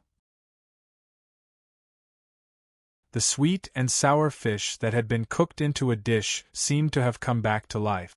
The eyes on the fish's head rolled, as if it was looking at Bufang. That made all the hair on Bufang's body stand on end. He took a deep breath. When he looked again, there was nothing unusual. He was sure that the fish had come back to life. Could it be a spirit? Bufang murmured inwardly. Owner Bu, let us have a taste. I have money. I have a lot of money. I'm willing to exchange all my wealth for a bite of the fish. Just one bite. Owner Bu, you're the most handsome. I want to bear your children. Down below, the experts of Acheron City went crazy. The aroma of the sweet and sour fish wafted through the whole city, attracting people to come out and kneel excitedly. Bufang had a headache because of this. Bufang couldn't help but furrow his brows when he heard all kinds of shouts. This dish is not ordinary, said the Lord Go, who was lying at the door. He stuck out his tongue and said, You held little Hu, looking at the Lord Go doubtfully. What's unusual about it? You asked. She didn't see anything unusual. Instead, she was eager to have a bite. Just like the bowl of 3-cup chicken. It possessed boundless magic power. Bufang's dish seems to have its own consciousness, said the Lord Go in a gentle and magnetic voice. It has its own consciousness? How is that possible? How can a dish have its own consciousness? Yu's eyes shrank, whispering in disbelief. That's right. In her opinion, once an ingredient was made into a dish, it was a dead thing. It was impossible for it to have its own consciousness. I can't explain it. None of you can eat this dish. The Lord Go said, Only I can eat it. Why? Yu was puzzled again. Because. The Lord Go glanced at Yu, the dog meat on his face shivering. Because you're all too weak, Yu. Lord Go, you've changed. You didn't use to act tough before. Buzz, the lightning punishment hovering around him, dispersed. Bufang's face turned solemn. He slowly descended from the sky, landing on the ground. His feet stepped on the ground, making squeaking sounds as if he was stepping on a pebble. He looked at the group of people, who were drooling, their eyes bloodshot, as if they were about to go crazy. He furrowed his brows. Owner Bu. Some people couldn't stand it anymore. In their eyes, there was only the dish in Bufang's hand. They crazily stormed toward Bufang. Bufang furrowed his brows. His mental force, which had just recovered, immediately surged out, turning into a surging force that poured out. Buzz. The experts who were charging at him immediately knelt on the ground and couldn't move at all. Their eyes were bloodshot, and they tried to get up from the ground. Bufang took a deep breath. All these strange things must have something to do with the dish in his hand. You want to stir up trouble with a dish? Bufang said calmly, glancing at the squirrel fish in his hand. Sure enough, once again, Bufang saw the squirrel fish's eyes roll. The corners of his mouth twitched coldly. With one hand clasped behind his back, he walked toward Acheron's little store. The group of people, who had been suppressed by the divine will, couldn't help but get up and crazily charge toward the restaurant again. However, there was only a creaking sound. The restaurant's door closed with a bang. With a boom, those people seemed to wake up. The sprinting figures all stopped, looking at each other in dismay. Then, they all sucked in a breath of cold air. No matter what, they were all little saint experts. How could they be bewitched by someone without being aware of it? It was so creepy. Inside the restaurant, the door was closed. The lights were brightly lit. Bufang clasped his hands, holding the dish. Lord Go, Yu, Hades Tenzang, Hades Era, and the others were all gathered there. They were all staring at Bufang. Some were curious and some were doubtful. They had seen everything that had happened outside. The crazy actions of those people shocked them, and at the same time, their hearts seemed to be surging with desire. This dish, Hades Era, was holding the spicy strip in his mouth, but it seemed that even the strip had become tasteless. However, before he could finish, he was interrupted by Bufang. "This dish. You can't eat it. Except for Lord Go, no one else can eat it," Bufang said. "Why?" Hades' era was instantly displeased. Lord Go had eaten so much and he still wanted to eat it? Why couldn't he be more considerate to thin people like us? "It's because of the energy in this dish, isn't it?" Tian-tsang was very rational. He looked at Bufang and asked. Bufang nodded. This dish seemed ordinary, but as the second dish in the God of Cooking's menu, it was a dish that Bufang almost had one foot in the door of failure. Naturally, it was extraordinary. The surging energy in it was not something that an ordinary great sage could bear. This was a dish that had squeezed out all of Bufang's divine will. Bufang's divine will was extraordinary. Before he broke through, his divine will had reached the second realm. That realm had long since surpassed the ordinary great sage, and it was not weaker than the average 9-revolution great sage. However, he was still squeezed out. If it weren't for the special nature of his spirit sea, which constantly nourished his divine will, Bufang might have been squeezed out. So, this dish was not ordinary. "I can't accept this."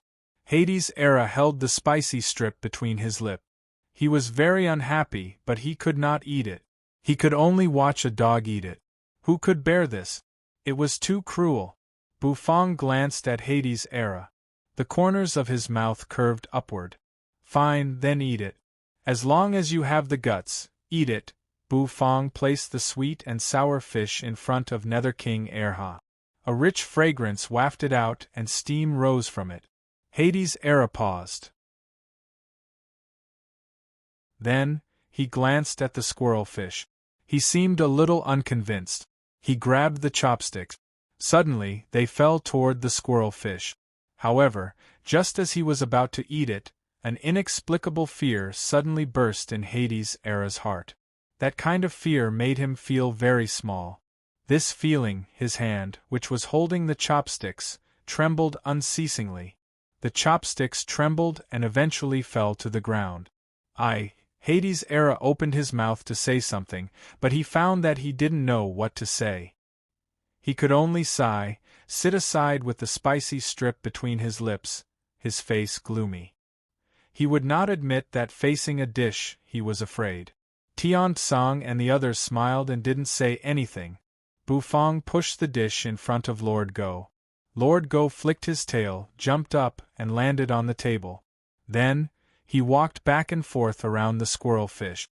"Well, Lord Go, I'm going to eat it."